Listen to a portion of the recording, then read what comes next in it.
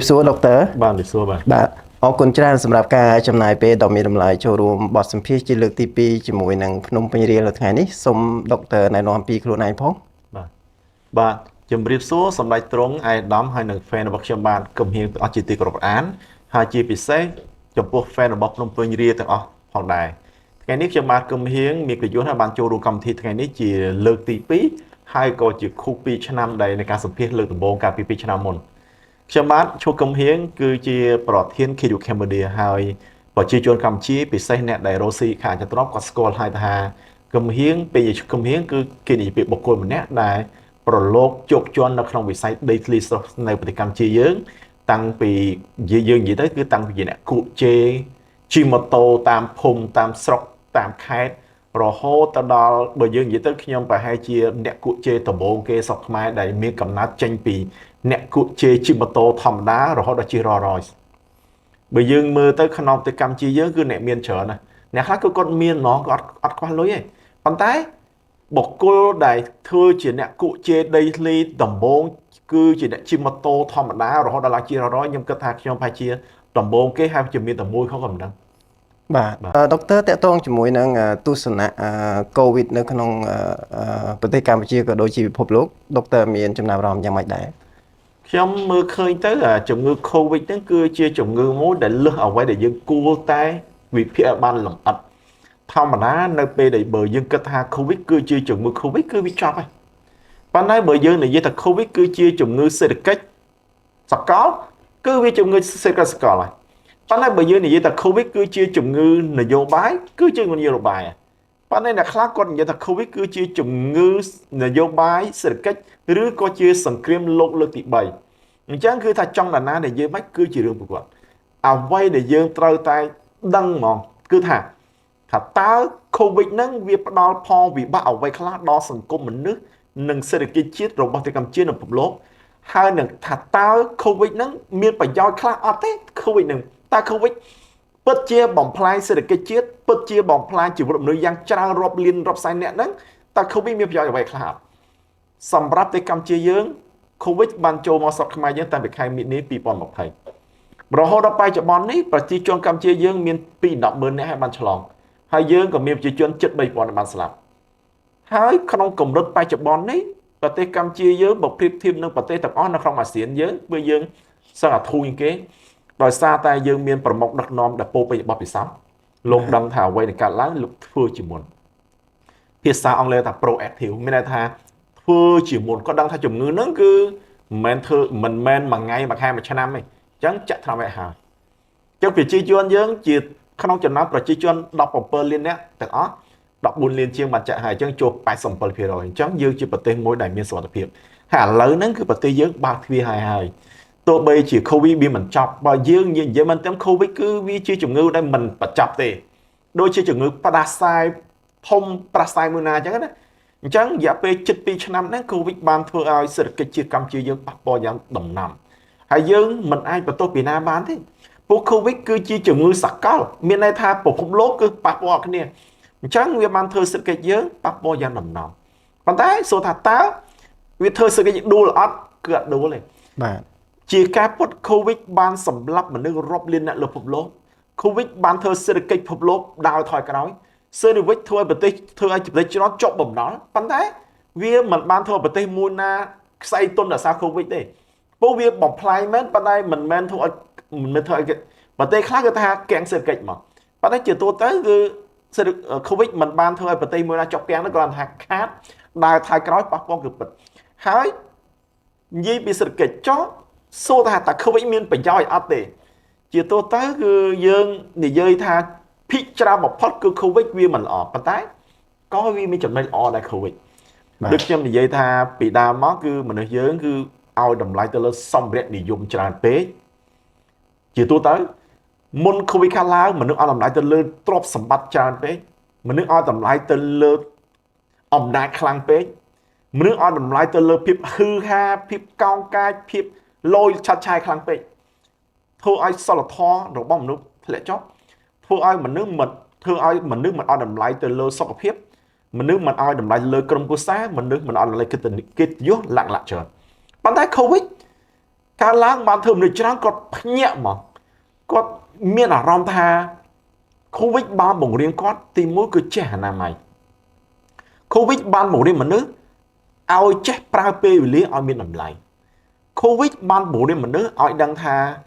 ជីវិតមនុស្សគឺមិនមែន300ឆ្នាំ100ឆ្នាំទេគឺអាចបាត់បង់គ្រប់ពេលវេលាអញ្ចឹងក្នុងរយៈពេល COVID ហ្នឹងបានធ្វើឲ្យមនុស្សជាច្រើនគាត់មានអារម្មណ៍ថាគាត់ចេះស្រឡាញ់ជីវិតខ្លួនឯងគាត់ចេះស្រឡាញ់ក្រុមគ្រួសារគាត់ចេះស្រឡាញ់បរិស្ថានគាត់ចេះស្រឡាញ់សុខភាពហើយធ្វើគាត់គឺចេះស្រឡាញ់ធម្មជាតិអញ្ចឹងដែលខ្ញុំបាននិយាយថា COVID វាប៉ះពាល់សេដ្ឋកិច្ចមែនពិតប៉ុន្តែ COVID ក៏បានបង្រៀនមនុស្សឲ្យដឹងដែលខ្ញុំនិយាយអញ្ចឹងឲ្យចេះស្រឡាញ់ធម្មជាតិឲ្យចេះគោរពពេលវេលាស្រឡាញ់សុខភាពស្រឡាញ់ក្រុមគ្រួសារស្រឡាញ់មិត្តភក្តិស្រឡាញ់ជីវិតអានោះគឺចំណុចដែល COVID បានបង្រៀនយើងបាទដុកទ័រសម្រាប់ម្ចាស់អាជីវកម្មវិញតើពួកគាត់គួរតែធ្វើយ៉ាងម៉េចដែរដើម្បីកាត់បន្ថយផលប៉ះពាល់នៃជំងឺ COVID-19 នេះដើម្បីកាត់បន្ថយ COVID-19 បានក្នុងនាមជាម្ចាស់អាជីវកម្មអ្វីដែលធ្វើគឺទី1កុំឲ្យខ្លួនឯងកើត COVID ទី2ធ្វើយ៉ាងម៉េចកុំឲ្យក្រុមគ្រួសារសាច់ញាតិបងប្អូនមិត្តភក្តិមនុស្សដែលយើងដឹងកើត COVID អាហ្នឹងគឺយើងការពារខ្លួនឯងអញ្ចឹងធម្មតាយើងមិនអាចបំបត្តិ COVID បានមិនពិតប៉ុន្តែយើងធ្វើម៉េចកុំឲ្យឆ្លងច្រើនទៅអាហ្នឹងគឺអ្វីដែលយើងត្រូវធ្វើហើយតាក់ទងនឹងរឿងដែលថាធ្វើអាជីវកម្មវិញក្នុងសម័យ COVID ការរកស៊ីវាបាក់អញ្ចឹងអ្វីដែលយើងត្រូវធ្វើដំបូងគេគឺកុំឲ្យខ្លួនឯងបងប្អូនសាច់ញាតិមិត្តភក្តិកើត COVID ហើយទី2គឺការរកស៊ីក្នុងសម័យហ្នឹងក្នុងសម័យ COVID ហ្នឹងគឺវាមានការផ្លាស់ប្ដូរច្រើនខ្ញុំធ្លាប់រកស៊ីបើយើងនិយាយទៅចាប់ផ្ដើមការរកស៊ីដំបូងតាំងពី2001រយៈពេល20ឆ្នាំនេះគឺយើងបានឆ្លងកាត់បបពិសោធន៍ច្រើនប៉ុន្តែក្នុងសម័យ COVID 2020ដល់2021នេះគឺយើងបានឆ្លងកាត់ដំណាក់កាលមួយដែលយើងមិនដែលឆ្លងកាត់យើងបានឆ្លងកាត់ពេលវេលាដ៏លំបាកមួយដែលយើងមិនដែលឆ្លងកាត់យើងឃើញថា COVID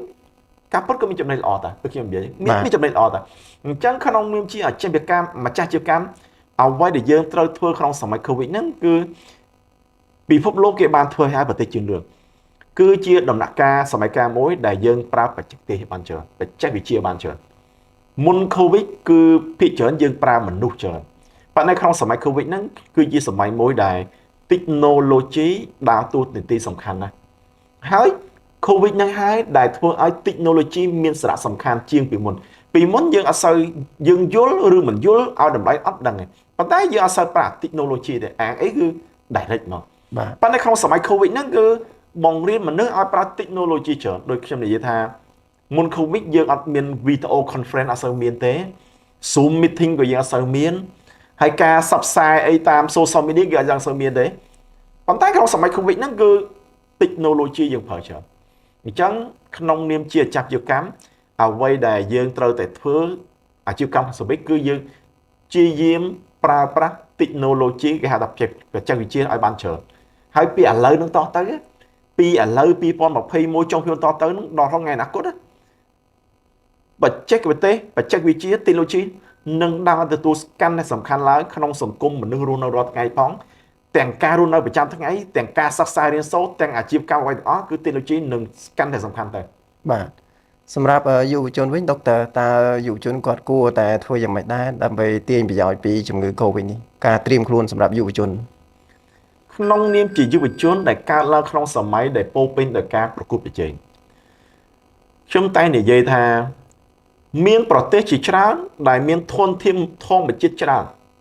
ប៉ុន្តែបែរជាក្រមានប្រទេសជាច្រើនធនធានធម្មជាតិអត់សូវមានទេប៉ុន្តែមានសួរថាហេតុអ្វីបានប្រទេសដែលមានធនធានច្រើនយើងគិតថាគាត់គួរតែមានប៉ុន្តែបែរជាក្រមានប្រទេសផ្សេងទៀតដែលមានធនធានធម្មជាតិតិចដែលយើងគិតថាគាត់គួរក្របែរជាមានអ្វីដែលខុសគ្នា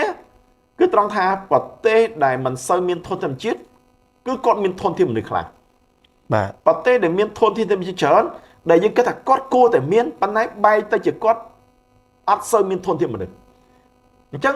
អ្វីដែលខុសប្លែកគ្នាគឺធនធានមនុស្សអញ្ចឹងក្នុងសម័យ COVID ហ្នឹងអ្វីដែលយុវជនត្រូវធ្វើខ្ញុំតែនិយាយថាមនុស្សយើងរស់លើផែនដីយើងមនុស្សដែលរស់នៅលើផែនដីយើងអ្វីដែលសំខាន់បំផុតគឺការរៀនសូត្រគ្មានទីបញ្ចប់ចំណេះដឹងស្មារតីដូចខ្ញុំនិយាយចំណេះដឹងស្មារតីគឺរៀនសូត្រគ្មានទីបញ្ចប់ត្រូវតែរៀនឲ្យបានខ្លាំងរៀនឲ្យបានច្រើនរៀនឲ្យប្រកែខ្លាំងមកហេតុអីដែរដុកទ័រ មូលហេតុដែលយើងត្រូវតែរៀនពីព្រោះការពីមុនឆ្នាំ1991គឺជាពេលមកប្រទេសកម្ពុជាបិទព្រំដែននិយាយរួមទៅមុនឆ្នាំ91គឺប្រទេសយើងបិទព្រំដែនអត់សូវមានចរាចរណ៍ពាណិជ្ជកម្មជាមួយគេឯងទេយើងអាចមាន business តែជាមួយប្រទេសវៀតណាមថៃឡាវព្រំដែនយើងគិតពន្ធទីតូចទីមុន91ក្រោយបោះឆ្នោត93គឺយើងចាប់ផ្ដើមយើងបង្កើតយើងប្រែកែប្រែប្រទេសយើងទៅជាប្រទេសចិនចក្រទី2ហ្នឹងគឺយើងបើកព្រំដែនមានថាយើងមានទូតជាមួយប្រទេសច្រើនរាប់ប្រទេសនៅពិភពលោកអញ្ចឹងនៅពេលហ្នឹងបើយើងនិយាយទៅមុនពេលដែលយើងបើកព្រំដែនជាមួយបរទេសគឺយើងដូចជាបឹងតែឯងអញ្ចឹងគឺជាបឹងអញ្ចឹងវាអត់សូវមានទឹកចេញទឹកចូលទេវាមានតែយើងបើថាបើយើងខ្លាំងយើងបើយើងខ្សោយយើងប៉ុន្តែនៅពេលដែលយើងបើកព្រំដែនទៅគឺយើងបានរំលាយបឹងជាច្រើនឲ្យចូលគ្នារំលាយបឹងចូលគ្នាទន្លេចូលគ្នាវាទៅជាបឹងដ៏ធំមួយទៅជាទន្លេធំមួយហើយរំលាយចូលសមុទ្ររំលាយសមុទ្រចូលមហាសមុទ្រអញ្ចឹងនៅក្នុងសម័យបច្ចុប្បន្ននេះគឺ Cambodia is not alone កម្ពុជាមិនមែននៅតែឯងកម្ពុជាគឺជាសមាជិកនៃអាស៊ានគឺជាសមាជិកនៃអង្គការសហប្រជាជាតិគឺជាសមាជិកនៃវេទិកាអង្គការច្រើននៅលើពិភពលោកអញ្ចឹងមានន័យថាកម្ពុជាយើងត្រូវទៅបរទេសត្រូវមកយើងដែលខ្ញុំនិយាយថាក្នុងនាមជាយុវជនកម្ពុជាក្នុងនាមជាប្រជាជនកម្ពុជាអ្វីដែលអ្នកត្រូវធ្វើគឺត្រូវនាំកម្ពុជាទៅកាន់ពិភពលោកគឺនាំអ្វីរបស់កម្ពុជាទៅកាន់ពិភពលោកនិងនាំពិភពលោកចូលមកកម្ពុជាវិញគឺមានន័យថានាំអ្វីពិភពលោកចូលមកស្រុកខ្មែរយើងត្រូវនាំអ្វីល្អកម្ពុជាទៅបរទេសគេដឹងនាំអ្វីបរទេសស្រុកយើងវិញអញ្ចឹងអ្វីដែលយើងត្រូវធ្វើគឺចំណេះដឹងសាគិតមើលប្រសិនបើយើងអត់ចេះយើងធ្វើឲ្យកើតតែយើងអត់ចេះគឺយើងនិយាយអាក្រក់បើអត់ចេះគឺធ្វើខ្ញុំគេហើយបាទក្នុងសម័យនេះកម្ពុជាមិនមែនប្រកួតប្រជែងតែជាមួយកម្ពុជាខ្លួនឯងទេក្នុងសម័យនេះកម្ពុជាមិនមែនប្រកួតប្រជែងតែជាមួយអាស៊ានទេគឺកម្ពុជាត្រូវប្រកួតជាមួយពិភពលោកអញ្ចឹងយុវជនកម្ពុជាពីឥឡូវនេះតទៅគឺមិនមែនប្រកួតប្រជែងតែគ្នាឯងទេយើងត្រូវប្រកួតប្រជែងជាមួយយុវជននៅក្នុងអាស៊ានយើងត្រូវប្រកួតប្រជែងជាមួយយុវជនក្នុងទ្វីបអាស៊ីនិងប្រកួតប្រជែងជាមួយមនុស្សក្នុងពិភពលោកអញ្ចឹងបើចង់ឲ្យកម្ពុជារីកចម្រើនអ្វីសំខាន់ជាងគេគឺយុវជនត្រូវតែរៀនហើយត្រូវតែចេះត្រូវតែខ្លាំងប្រទេសណាដែលមានយុវជនខ្លាំងគឺគេមានន័យថាជាប្រទេសដែលមានធនធានមនុស្សបកាយហើយប្រទេសដែលមានធនធានមនុស្សបកាយហើយគឺសេដ្ឋកិច្ចជាតិនឹងរីកចម្រើននយោបាយនឹងមានលំនឹងត្រូវចាំប្រទេសដែលមានធនធានយុវជនខ្លាំងពូកែគឺជាប្រទេសដែលមានធនធានមនុស្សខ្លាំងប្រទេសដែលមានធនធានមនុស្សខ្លាំងគឺជាប្រទេសដែលមានសេដ្ឋកិច្ចរីកចម្រើនហើយនយោបាយមានលំនឹងទៅមកវិញប្រទេសណាដែលយុវជនទុនខ្សោយសេដ្ឋកិច្ចមិនដើរនយោបាយផ្លាស់ប្ដូរគ្រប់ពេលវេលាបាទអញ្ចឹងបានយុវជនគឺជាសសរទ្រូងនៃសេដ្ឋកិច្ចជាតិនិងសង្គមអាពាក្យនេះគឺនិយាយខុសហើយយុវជនខ្លាំងសេដ្ឋកិច្ចនយោបាយខ្លាំងយុវជនខ្សោយសេដ្ឋកិច្ចទុននយោបាយអត់ច្បាស់យើងប្រកាសជាក្រអញ្ចឹងចង់បញ្ចង់យុវជនត្រូវតែរៀនហើយត្រូវតែខ្លាំងដុកទ័រសម្រាប់យុវជនតើយុវជនគាត់អាចចាប់ផ្ដើមអាជីវកម្មដោយវិធីណាដែរជាទូទៅយុវជនចាប់ផ្ដើមអាជីវកម្មដោយវិធីណាគឺមិនសំខាន់វិធីនៃការចាប់ផ្ដើមអាជីវកម្មរបស់យុវជនគឺមិនសំខាន់វិធីណាសំខាន់ពេលណាពេលវេលាណាដែលយុវជនគួរចាប់ផ្ដើមអាជីវកម្មពួកវិធីសាស្ត្រគឺវាមិនសំខាន់ជាងពេលវេលាជាទូទៅយុវជនខ្លះគាត់ថាមនុស្សជាច្រើនគឺថាតាម8-10ឆ្នាំរស់ស៊ីបានណាអ្នកខ្លះថាទោះតែ25ឆ្នាំទោះ30-40ឆ្នាំសម្រាប់ខ្ញុំអ្វីសំខាន់គឺបើមានឱកាសហើយយើងចាំឲ្យទៀតក្នុងភាសាដែលខ្ញុំនិយាយឱកាសគឺទី1យើងត្រូវតែស្វែងរកឱកាសបង្កើតឱកាសស្វែងរកឱកាសចាប់ឱកាសនិងប្រើប្រាស់ឱកាសចំអញ្ចឹង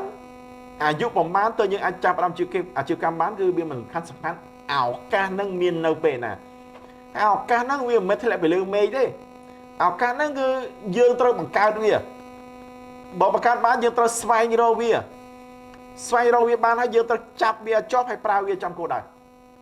អញ្ចឹងយើងមើលថាតើអាយុប្រមាណដែលយើងគួរតែធ្វើអាជីវកម្មគឺឱកាសប៉ុន្តែជារួមខ្ញុំអាចនិយាយថាបើថាចង់ធ្វើអាជីវកម្មវាអាច20ឆ្នាំ30 40 50មិនសំខាន់តើយើងរីកឌីហើយនៅព្រោះដើម្បីធ្វើអាជីវកម្មមួយដែលអាចជោគជ័យបានទី1គឺយើងត្រូវមានចំណេះដឹងច្រើនតែនិយាយថាយ៉ាងហោចណាស់ក៏កម្រិតបញ្ញាបត្រឡើងទៅយ៉ាងយើងជាមធ្យមណាចំណេះដឹង ទី2គឺយើងត្រូវតែមានបទពិសោធន៍នៅក្នុងការងារដែលយើងចង់ធ្វើអាជីវកម្មហ្នឹង5ឆ្នាំទី3គឺយើងត្រូវតែមានដើមលុយដើម្បីរកស៊ីនរណាក៏ដោយដែលនិយាយថារកស៊ីអត់មានលុយទេគឺជាពាក្យនិយាយសម្រាប់បោកទេអូខេមានតែចំណេញបោកមួយទៀតបោកទេតែថារកស៊ីមិនប្រើលុយបើក្រៅពីនេះត្រូវការលុយអញ្ចឹងចំណេះដឹងយើងសំរុំគួរតែកម្រិតប្រហែលបញ្ញាបត្រទៅបើលើកអាល្អបទពិសោធន៍យើងគួរតែមានប្រហែលជា3ទៅ5ឆ្នាំទៅវាសំរុំហើយព្រោះយើងធម្មតាមនុស្សដែលធ្វើការក្នុងមុខរបរជំនាញមួយណា5ឆ្នាំគឺវាគ្រប់គ្រាន់ហើយ3ឆ្នាំឡើងទៅគឺវាសំរុំតែ5ឆ្នាំគឺវាគ្រប់គ្រាន់ដែលយើងអាចចាប់ផ្ដើមបានហើយនៅពេលដែលយើងមានចំណេះដឹងទូទៅមួយកម្រិតបញ្ញាបត្រយើងមានបទពិសោធន៍ការងារ5ឆ្នាំវាសំរុំដែលយើងត្រូវពិចារណាពីការធ្វើអាជីវកម្មសំខាន់តើយើងមានលុយដើម្បីធ្វើអាជីវកម្មអត់តើសួរថាមុខរបរមួយណារកស៊ីមិនត្រូវការលុយអ្នកខ្លះថាចាប់ផ្ដើមអាជីវកម្មដោយអត់មានលុយអាហ្នឹងនិយាយភូតទេបាទបោកគេយកលុយទេប៉ុន្តែអាជីវកម្មពិតក៏គឺត្រូវតែមានលុយតិចច្រើនអត់មានដឹងត្រូវតែមានគាត់ថាអ្នកខ្លះគឺគាត់ថាគាត់អត់មានលុយច្រើនយ៉ាងណាក៏មានតិចតួចដែរប៉ុន្តែនៅក្នុងការរកស៊ីបើយើងនិយាយទៅគឺយើងមិនអាចធ្វើតែឯងយើងត្រូវមានគ្នាពិសេសគឺអ្នកដែលចាប់ផ្ដើមដំបូងយើងមើលប្រវត្តិក្រុមហ៊ុនធំទាំងអស់នៅលើពិភពលោកពេលដែលគាត់ start គំនិតម្នាក់មែនប៉ុន្តែត្រូវមានមនុស្សជាច្រើនចូលគ្នាទាំងគេទាំងខ្ញុំនៅពេលដែលយើងចាប់ផ្ដើមការរកស៊ីវិញយ៉ាងគឺយើងគិតថាយើងចង់ធ្វើអញ្ចឹងប៉ុន្តែយើងក៏ត្រូវមានមនុស្សជាច្រើនចូលគ្នាធ្វើដែរខ្ញុំចាំថាយើងចាប់ផ្ដើមធ្វើអាជីវកម្មចាំ2001យើងមានកំណត់ហើយប៉ុន្តែយើងក៏ត្រូវមានគ្នាចូលរួមដើម្បីធ្វើដែរអញ្ចឹងនៅពេលដែលចូលគ្នាគឺយើងត្រូវមានសមត្ថភាពនៅក្រុមមួយដែលប៉ះប៉ូវគ្នាទៅវិញទៅមកខ្ញុំនិយាយថាប្រសិនមនុស្សម្នាក់ដែលគាត់ចង់រកស៊ីអាជីវកម្មតែឯងហ្មងណាខ្ញុំគិតថាប្រសិនបើគាត់រៀនចប់មហាវិទ្យាល័យគាត់ធ្វើការងារនឹង5ឆ្នាំគាត់មានលុយហើយគាត់ set up តែឯងបានអូខេចុះសួរថាចុះបើលុយម៉ែឪគេមានហើយអញ្ចឹងខ្ញុំថាបើលុយម៉ែឪមានហើយយើងចប់មហាវិទ្យាល័យម៉ែឪមានលុយហើយយើងគួររកពីណាមានបបផ្សោតទៅចូលគ្នារកស៊ីបានអញ្ចឹងមនុស្សដែលចង់ធ្វើតែឯងខ្ញុំគិតថា30ឆ្នាំអាយុ30មានថាគាត់រៀនចប់មហាវិទ្យាល័យហើយគាត់មានបបផ្សោតហើយគាត់មានដើមទុនលុយខ្លះហើយគាត់ start អាជីវកម្មបានហើយចុះសួរថាត្រឹម25ឆ្នាំបានអត់ក៏បានដែរព្រោះអ្នកខ្លះ25ឆ្នាំគាត់ទៅចប់មហាវិទ្យាល័យអាចចប់បញ្ញាឬ master អញ្ចឹងទៅបបពិសោធន៍គាត់ទៅបាន2-3ឆ្នាំប៉ុន្តែឪពុកម្ដាយគាត់មានលុយបាទអញ្ចឹងរឿងអីមិនបាន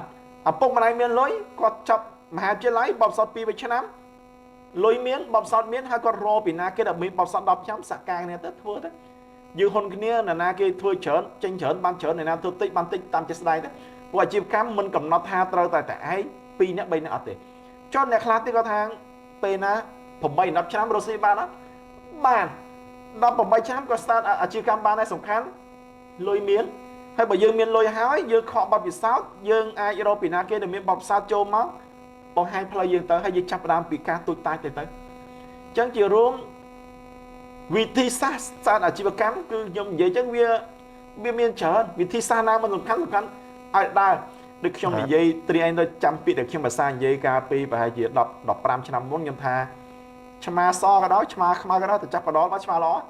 អញ្ចឹងមានថាយើង start business ហ្នឹងចាប់ដើមអាជីវកម្មដោយវិធីណាវាមិនសំខាន់ទេសំខាន់ឲ្យវាទៅមុខមានន័យថាយើងចាប់ដើមរកតែឯងបានដែរបាទចុះបើយើងរកស៊ីមានគ្នា2-3នាក់បាទរកស៊ីក្រុមហ៊ុនដំបូង10នាក់ក៏បានដែរសំខាន់ឲ្យតែពេលហ្នឹងយើងមានឱកាសដើម្បីធ្វើជារួមអាយុនៃការចាប់ផ្ដើមអាជីវកម្មគឺវាមិនកំណត់ទេ15ឆ្នាំ18 30 40មិនកំណត់សំខាន់ឱកាសមកដល់ហើយទី2ចាប់ផ្ដើមដោយវិធីណាមិនសំខាន់ទេសំខាន់ឲ្យតែវាដូចថាពេលវេលាដល់ហើយចំហើយគឺយើងធ្វើការងារខ្លះគឺយើងខំយើងសិក្សាស្រាវជ្រាវរាប់ខែ10ឆ្នាំអត់ទៅមុខទេតែការងារខ្លះគឺគ្រាន់តែជួបមនុស្សម្នាក់និយាយគ្នាត្រូវមួយខែក្រោយគឺចេញអាជីវកម្មបានមកខ្ញុំជាអ្នកកាន់សាសនាព្រះពុទ្ធខ្ញុំជឿទៅលើរឿងមួយចំនួនបាទប្រហែលថ្ងៃមុនខ្ញុំជួបគេម្នាក់គាត់និយាយថាគាត់មិនមែនជានោះប្រកែកទេប៉ុន្តែអ្នកធំចូលចិត្តគាត់ដោយសារជួនកាលគាត់និយាយថាអ្នកធំត្រូវការមនុស្សដែលទុកចិត្តបានដើម្បីធ្វើការងារហ្នឹងហើយគេទុកចិត្តគាត់ទៅពេលអញ្ចឹងគាត់ថានៅជុំវិញអ្នកធំហ្នឹងមានមនុស្សប្រកែកច្រើនណាស់ប៉ុន្តែអ្នកធំប្រើគាត់ដោយសារអីគាត់គឺជំនឿតែគេទុកចិត្តអញ្ចឹងមានន័យថាមិនប្រកាសថារៀនច្រើនបបពិសោធន៍ច្រើនប្រកែសិតជោគជ័យឯងជួនកាលអ្នកខ្លះក គាត់មកតែគាត់នៅថងគាត់ជោគជ័យហ្នឹងទៅ បាទដុកទ័រសម្រាប់យុវជនមួយចំនួនគាត់ឃើញគេធ្វើអាជីវកម្មទៅគាត់ចង់ធ្វើដែរហើយគាត់ចាប់ផ្ដើមរយៈទៅគាត់ក៏បោះបង់វិញសម្រាប់ដុកទ័រយល់យ៉ាងម៉េចដែរ ខ្ញុំមើលឃើញថាវាមិនជាកំហុសទេធម្មតាដួល100ដងវាមិនសំខាន់ទេសំខាន់យើងតែដួលក្រោកទៅយើងដើរយើងដួលយើងក្រោកហើយយើងរត់ទៅដួលទៀតក្រោកឡើងរត់លឿនជាងមុនទៀតយុវជនជាច្រើនគឺគាត់បើយើងនិយាយទៅគាត់មានកំណត់ថ្មីទេគាត់ឃើញចាស់រស់ស៊ីទៅគាត់មើលទំនងគាត់ចាប់ផ្ដើមរស់ស៊ីដែរមនុស្សជាច្រើនគាត់ថាអេកម្រោបើខ្ញុំអូនអាចធ្វើមានតែការអនុវត្តទេទៅបង្ហាញថាវាទៅមុខឬថយក្រោយសូម្បីតែការចាប់ផ្ដើមយើងអត់មានផងហ្នឹងតែយើងមានការបញ្ចប់ទីនៅកន្លែងណាប្រសិនបើគ្មានតែការចាប់ផ្ដើមផងតែមានបញ្ចប់នៅកន្លែងណាខ្ញុំលើកទឹកចិត្តឲ្យយុវជនធ្វើនៅមានតែការអនុវត្តទេទៅមិនដឹងតែខុសឬក៏ត្រូវឧទាហរណ៍ថាមុខរបរខ្លះគឺឃើញគេបើករេស្តូរ៉ង់ចឹងក្មេងខ្លះឃើញចំណេញគាត់បើកដែរចាស់ខ្លះគាត់និយាយថាហើយកុំបើកគេបើកច្រើនហើយនឹងបរាជ័យខ្ញុំកុំហ៊ានអូនឲ្យធ្វើហើយធ្វើម៉េចរៀនពីអ្នកចាស់បានច្រើនមកយើងត្រូវរៀនពីអាកន្លែងដែលគេចាស់ហ្នឹងយើងរៀនថាតើអូតថាហាងមួយនោះបើកហាងតែគុជគាត់ទៅហូបកន្លែងនោះក៏ឃើញតំណងគាត់ចង់បើកដែរយើងគួរបើកឬគួរខ្ញុំថាយើងគួរបើកបើយើងរៀនពីកន្លែងចាស់មើលគាត់លក់ដាច់ដោយសារអីទីតាំងគាត់ល្អតែគុជគាត់ឆ្ងាញ់តម្លៃគាត់សមរម្យសេវាកម្មគាត់ល្អមានប្រម៉ូសិនផ្សេងៗឡាក់អញ្ចឹងយើងរៀនពីចំណុចល្អរបស់គេណាយើងបើកហាងយើងហើយយើងធ្វើមិនឲ្យល្អជាងគេបាទអញ្ចឹងវាមិនមែនជាកំហុសទេនៅពេលដែលយុវជនគាត់ចាប់ផ្ដើមរៀនតាមគេព្រោះអីពាក្យថារៀនគឺរៀនគ្រប់យ៉ាងប៉ុន្តែអ្វីដែលចំណុចសំខាន់ដែលខ្ញុំចង់សង្កត់ធ្ងន់រៀនតាមគេគឺជារឿងល្អប៉ុន្តែអ្វីដែលល្អជាងហ្នឹងគឺរៀនហើយ upgrade ឲ្យល្អជាងគេមានតែយើងយករបស់គេមកអ្វីល្អយើងធ្វើឲ្យល្អជាងគេបើយើង copy គេមកឲ្យអន់ជាងគេគឺយើងដេកហើយយុវជនដែលជោគជ័យគឺយុវជនដែលរៀនគ្មានទីបញ្ចប់មនុស្សខ្លះថាលួចចំណេះគេ copy គេអត់ទេក្នុងពិភពលោកនេះសូម្បីតែទូរស័ព្ទក្រុមហ៊ុនធំសិតតែ copy គ្នាទៅវិញមកឡានធំសិតតែ copy គ្នាទៅវិញមករបស់ប្រើប្រាស់លោកសិតតែអ្នកធំបាទ copy គ្នាទៅវិញមកវល់ពេញតែហ្នឹងប៉ុន្តែសំខាន់គេយកឲ្យគេច្នៃអញ្ចឹងគ្រាន់តែមុខរបររស់ស៊ីរឿងអីដែលយើងមិន copy គេយើងមិនមែន copy 100% head ទេយើងលួចបច្ចេកទេសគេរបៀបគេល្អយើងយកមកច្នៃឲ្យខ្លួនឯងនឹងល្អជាងគេអានឹងបានជោគជ័យយុវជនទាំងឡាយណាដែលរស់ស៊ីតាមគេទាំងស្រុងយើងនឹងបរាជ័យយុវជនទាំងឡាយណាដែលលួចបច្ចេកទេសគំនិតគេរស់ស៊ីហើយយកមកច្នៃល្អជាងគេអ្នកនោះនឹងជោគជ័យអញ្ចឹងខ្ញុំគំហៀងលើកទឹកចិត្តឲ្យយុវជនធ្វើអាជីវកម្មទៅលួចរឿងបច្ចេកទេសចំណេះដឹងពីគេរៀនពីគេហើយអ្វីសំខាន់គឺត្រូវតែបំលែងឲ្យចេញជារូបមន្តតខ្លួនល្អជាងគេនោះអ្នកនឹងជោគជ័យបាទដុកទ័រជាធម្មតាការចាប់ផ្ដើមអាជីវកម្មប្រកបណាជាមានឧបសគ្គជាច្រើនសម្រាប់បទពិសោធន៍ដុកទ័រតើដោះស្រាយយ៉ាងម៉េចដែរដើម្បីទប់ស្កាត់ឬក៏ដោះស្រាយបញ្ហាទាំងអស់នោះជាបទពិសោធន៍សម្រាប់យុវជនដុកទ័រជាបទពិសោធន៍សម្រាប់យុវជនចាស់គាត់និយាយពីមួយម៉ាត់ចាស់ថាក្មេងមិនដែរចាស់ធ្លាប់ក្មេងខ្ញុំឆ្នាំនេះអាយុ42ឆ្នាំអញ្ចឹងខ្ញុំធ្លាប់ឆ្លងកាត់អាយុ18 20 30 40យើងធ្លាប់ឆ្លងកាត់អញ្ចឹងយើងដឹងថាតើរឿងនោះវាយ៉ាងម៉េចយើងដឹងប៉ុន្តែយើងសម័យថាការដែលយើងអាយុ20ឆ្នាំយើងអត់ដឹងទេអញ្ចឹងពាក្យមួយម៉ាត់ដែលខ្ញុំចង់និយាយទៅកាន់យុវជនក្នុងនាមជាយុវជនដែលស្ថិតនៅក្នុងវ័យ20ទៅ25ឆ្នាំនៅពេលដែលអ្នកចាប់ដើមអាជីវកម្មពាក្យដែលខ្ញុំចង់និយាយដួលកន្លែងណាក្រោកកន្លែងហ្នឹងដួលកន្លែងណាក្រោកកន្លែងហើយត្រូវធ្វើឲ្យបានលឿនជាងមុនព្រោះអីខ្ញុំនិយាយថាធ្វើទៅកន្លែងណាដោះកន្លែងហ្នឹងព្រោះយើងមិនអាចរៀបចំអត់ខ្ចោះបានទេនៅពេលដែលមនុស្សម្នាក់ចង់បានផែនការអាជីវកម្មដ៏ល្អអស្ចារ្យមួយវាដូចជានារីម្នាក់ដែលចង់បានបរិសុទ្ធល្អ perfect មកធ្វើជាស្វាមីចឹងបាទ80ឆ្នាំក្រោយមកវាអត់មានអញ្ចឹងក្នុងនាមយុវជនដែលយើងចង់ធ្វើអាជីវកម្មបើគិតថាតំណងសិក្សាសំរងគឺធ្វើយើងមិនអាចក្នុងនាមជាយុវជនម្នាក់ឲ្យយើងសិក្សាពីផែនការអាជីវកម្មមួយល្អអស្ចារ្យហ្មងធម្មតាផែនការអាជីវកម្មល្អអស្ចារ្យមួយគឺធ្វើឲ្យអ្នកលែងហ៊ានធ្វើហ្មង នៅក្នុងអាជីវកម្មឲ្យតែភាគរយជោគជ័យលើសពី10ធ្វើ បាទ ក្នុង business stand up ថ្មីមួយបើអ្នកសង្ឃឹមថាជោគជ័យ10%ឡើងទៅអ្នកធ្វើតែកុំចាំដល់ថាព្រោះប្រកាស70% 90% ធ្វើបើយើងចាំដល់ប្រកាសគឺហួសពេលហើយអ្នកមានទាំងអស់សត្វតែមនុស្សហ៊ានអង់គ្លេសថា high risk high return មានន័យថាបញ្ហាប្រឈមកាន់តែខ្លាំងផលយកកាន់តែច្រើន low risk low return បញ្ហាប្រឈមតិចអាផលយកតិចចឹងអ្នកដែលមានហ្មងពីច្រើនគឺអ្នកដែលហ៊ានប្រឈមនឹងបញ្ហានិយាយមិនយ៉ាងខ្លះរ៉ូស៊ីដូចលេងលបែងចឹង បាទ រ៉ូស៊ីគឺជា business រ៉ូស៊ីគេថាជាលបែងពាណិជ្ជកម្មទោះតែអ្នកហ៊ានធ្វើបានដឹងលទ្ធផលហើយកុំចាំតឲ្យច្បាស់ 100% បានរក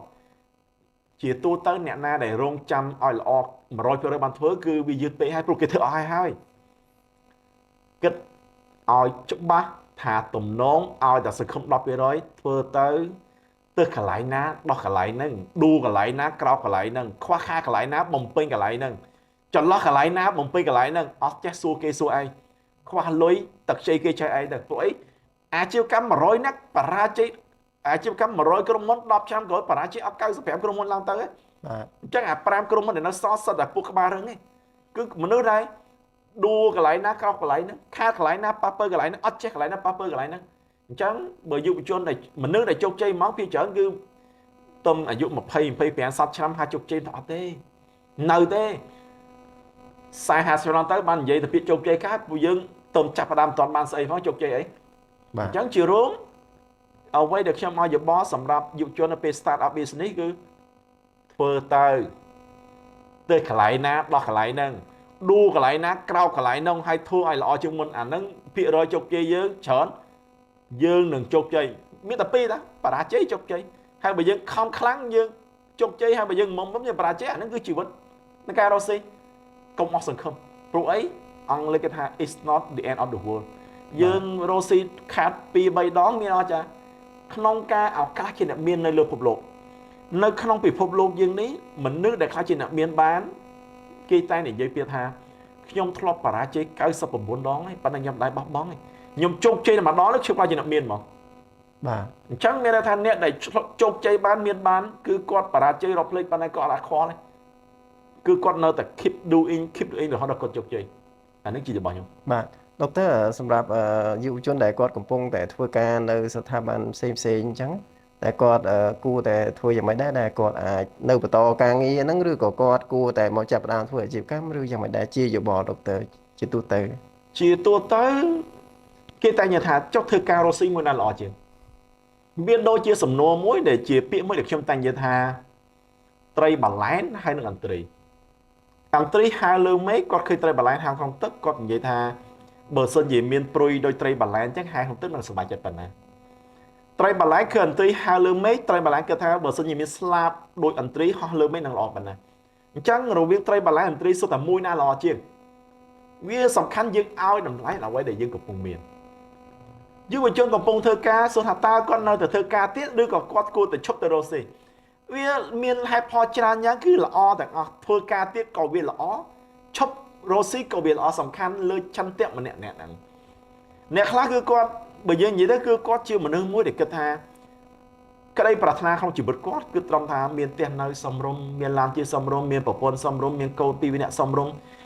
មានប្រពន្ធធ្វើការធម្មតាមានកូនរៀនធម្មតាគ្រួសារក្តៅមួយធ្វើការប្រាក់ខែប៉ុណ្ណឹងប្រពន្ធប្រាក់ខែប៉ុណ្ណឹងសម្រាប់គាត់គឺអូ happy life បាទរី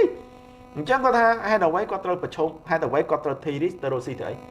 បើការងារប្រាក់ខែគាត់សំរុំប្រពន្ធគាត់មានចំណូលសំរុំគាត់មានពេលវេលាសៅរ៍អាទិត្យបន់ទានជាមួយគ្នាកូនគាត់ល្អគាត់អាចទិញផ្ទះនៅបងមលោះលួចដាច់ហ្នឹងទេឡានជិះអញ្ចឹងបានហើយចាំបីរកស៊ីទៅអញ្ចឹងមានន័យថាពេលហ្នឹងគឺគាត់គេថាអេធ្វើការទៅល្អជាងវាអត់មានខាតទេរកធ្វើការមិនខាតទេគឺដឹងថាដាច់ខែមានលុយហ៎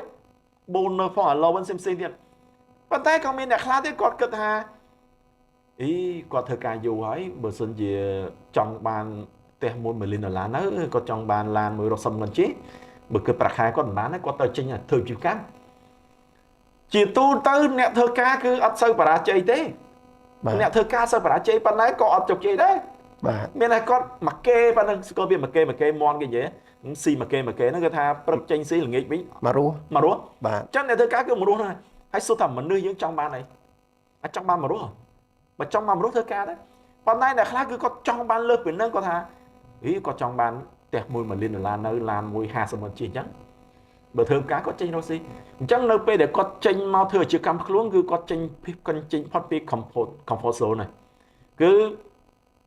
ពេលធ្វើការគាត់ធ្វើការតែ5ថ្ងៃគាត់ធ្វើការ8ម៉ោងក្នុងមួយថ្ងៃមួយទឹក5ថ្ងៃមួយឆ្នាំឈប់ច្រើនណាមានចំណូលមករស់ស្រួលដល់ពេលគាត់ចេញមកធ្វើអាជីវកម្មដាច់ខែគាត់អត់មានប្រាក់ខែទេគាត់ត្រូវបើកប្រាក់ខែគេគាត់អត់មានសៅទឹកបន់ទៀនទេគាត់អត់មានពេលវេលាទៅនេច្រើនទេគឺគាត់រវល់ខ្លាំងហ្មងរវល់ខ្លាំងប៉ុន្តែឱកាសដែលរស់លើបានច្រើនក៏វាមានដែរអ្នកធ្វើអាជីវកម្មទាំងអស់គឺអត់មានអ្នកធ្វើ business គឺក៏អត់មានថ្ងៃសៅរ៍ថ្ងៃអាទិត្យបន់ទៀននេះទេអត់មានដេកថ្ងៃត្រង់អត់មាននិយាយទៅក៏រវល់ច្រើនបាទអញ្ចឹងភាគច្រើន businessman ជីវិតគ្រួសារគឺមិនសូវជាផ្អែមល្ហែមដូចអ្នកធ្វើការគេ switch ច្រើនគេមានពេលវេលាច្រើនសៅរ៍អាទិត្យដើរលេងបន់ទៀនដើរលេងបាទអ្នករស់ស៊ីនេះវិញដូចទីស្ករនេះលុយអញ្ចឹងអត់សូវមានវេទនាទេប៉ុន្តែលុយរកបានច្រើនតាប៉ុន្តែមិនមែនគ្រប់គ្នាទេអ្នកខ្លះពេលធ្វើការជីវភាពសំរួលពេលចេញមករស់ស៊ីក្រឡើងដើមទៀតព្រោះរស់ស៊ីខាតបាទអញ្ចឹងសរុបជារួមធ្វើការនឹងរស់ស៊ីមួយណាល្អខ្ញុំថាល្អទាំងពីរល្អទាំងអស់អារស់ស៊ីក៏វាល្អអាធ្វើការវាល្អសំខាន់យើងចង់បានអីខ្លួនយើងចង់បានអីតែយើងមនុស្សយើងចង់ឆន្ទៈយើងប៉ុណ្ណាបើសិនជាយើងឆន្ទៈយើងគ្រាន់តែចង់បានផ្ទះមួយនៅសំរុំឡានមួយជិះចោះចំណោមគេមានប្រៃប្រពន្ធសំរុំមានកូនដើរតែពលថលអយើងធ្វើការដែរប៉ុន្តែអ្នកខ្លះថាខ្ញុំចង់ខ្លាចជាអ្នកមានធំខ្ញុំចង់នៅផ្ទះធំខ្ញុំជិះឡានទំនើបខ្ញុំចង់ធ្វើឲ្យហឺហាខ្ញុំចង់ធ្វើឲ្យយ៉ាងណាទៅរស់ស៊ីទៅប្រែកុំភ្លេចណាធ្វើការគឺមិនជោគជ័យខ្លាំងប៉ុន្តែក៏អត់សូវបរាជ័យដែរអាអ្នកធ្វើ business ហ្នឹងជោគជ័យយើងឃើញជោគជ័យលុយទេបានលុយច្រើនណាប៉ុន្តែបរាជ័យច្រើនបាទ100ជោគជ័យ2 3ទេអញ្ចឹងមនុស្សជាច្រើនលើកតែជីវិតជោគជ័យទេអាបរាជ័យរកភ្លេចគ្មានអាណានិយាយដល់ប៉ុន្តែសម្រាប់ខ្ញុំចង់រស់ស៊ីក៏បានចង់ធ្វើការក៏បានសំខាន់បេះដូងយើងឆន្ទៈយើងចង់ធ្វើអីធ្វើតាមខ្លួនឯងទៅបាទបាទ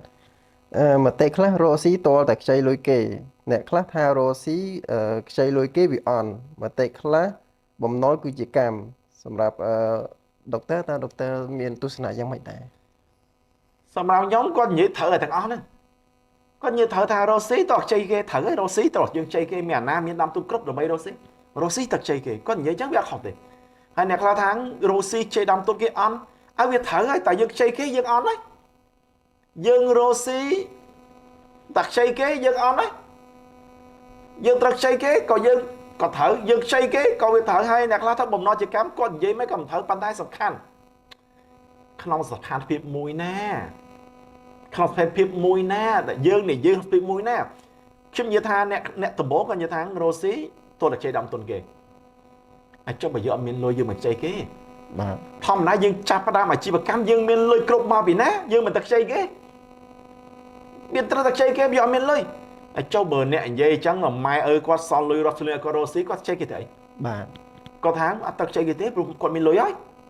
ហើយចុះបើគេមានលុយខ្ញុំអស់សំណើចនៅពេលដែលឃើញវាគ្មិនមួយចំនួនគាត់ share បទពិសោធន៍ណាបាទគាត់ថាអូខ្ញុំមកកំសត់ណាខ្ញុំពិបាកណាពេលខ្ញុំរស់ស៊ីដំបូងខ្ញុំលក់ផ្ទះអពីយកលុយទៅដាំទុនរស់ស៊ីខ្ញុំលក់ឡានណាយកលុយដាំទុនរស់ស៊ីអីខ្ញុំអេក្បានថាអូគាត់ពិបាកមែនតាគាត់មានផ្ទះលក់ដីលក់ឡានលក់ឲ្យគាត់ពិបាកទៀតហើយចុះអាគេអត់សោះហ្នឹងវាពិបាកប៉ុណ្ណាបាទមានដីលក់ផ្ទះលក់ឡានលក់ហើយពិបាកស្អីទៀតអាគេអត់អីសោះបានគេហៅថាពិបាកប្រសិនបើយើងអត់មាននេះសោះហ្មងអាហ្នឹងគេហៅថាពិបាកមានផ្ទះលក់ដីលក់ឡានលក់បាក់ទៀតអញ្ចឹងចេញរស់ស៊ីយើងត្រូវតែខ្ចីខ្ញុំគ្រប់គ្រងត្រូវតែខ្ចីលុយបាទព្រោះយើងអត់មានខ្ញុំកូនអ្នកក្រខ្ញុំកូនអ្នកក្រជារឿងពិតខ្ញុំកំព្រាមម្ដាយខ្ញុំអត់មានណាគេជួយទេខ្ញុំត្រូវតែពឹងខ្លួនឯងខ្ញុំត្រូវខ្ចីលុយគេហើយចង់ណាថាទៅខ្ញុំថាខ្ញុំខ្ចីលុយអ្នកឯងខ្ញុំអត់ថោកទេបើអ្នកឯងមិនឲ្យខ្ញុំគឺអ្នកឯងថោកខ្លួនឯងទេប៉ុន្តែអ្នកឯងឲ្យខ្ញុំគឺខ្ញុំមានតម្លៃយើងតម្លៃយើងគឺយើងអ្នកកំណត់យើងទៅខ្ចីគេនិយាយមកយ៉ាងខ្លះយើងអត់យកលុយទៅលេងល្បែងទេយើងធ្វើអាជីវកម្មបើយើងខ្ចីគេឲ្យយើងខ្ចីទៅមានទឹកខុសអីបើគេមិនឲ្យយើងខ្ចីហើយទៅខ្ញុំធ្វើ business ខ្ញុំក៏ធ្លាប់ខ្ចីគេច្រើនដែរបាទ អ្នកណាឲ្យខ្ញុំខ្ចីខ្ញុំអរគុណអ្នកអត់ក៏ឲ្យតែអត់មានត្រូវអន់ចិត្តគ្នាព្រោះនេះគឺជា business មូលហេតុយើងខ្ចីគេមកពីខ្ញុំមានលុយមិនគ្រប់បើខ្ញុំមានលុយគ្រប់ខ្ញុំខ្ចីទៅអីបាទអាហ្នឹងគឺក្នុង business គឺយើងត្រូវយល់ហ្មងកុំគិតថាដាច់ខាតត្រូវតែខ្ចីឬមិនខ្ចីហើយអ្នកខ្លះថាទៅខ្ចីលុយគេអន់អូខេបើយើងមានលុយហើយយើងខ្ចីគេវាអន់ចុះបើយើងអត់យើងមិនខ្ចីវាមិនអន់ជាងនឹងទៀតបាទមានលុយហើយទៅខ្ចីគេវាអន់ហើយប៉ុន្តែបើយើងអត់ហើយយើងមិនខ្ចីទៀតអានឹងអន់លើអន់ទៀតត្រូវតែខ្ចីខ្ចីទៅយើងរកទៅ business តាមានត្រូវខ្លាច business យើងត្រូវតែខ្ចីខ្ញុំលើកទឹកចិត្តឲ្យប្រជាជនកម្ពុជាយុវជនជាតិទៅពេលដែលធ្វើអាជីវកម្មគឺយើង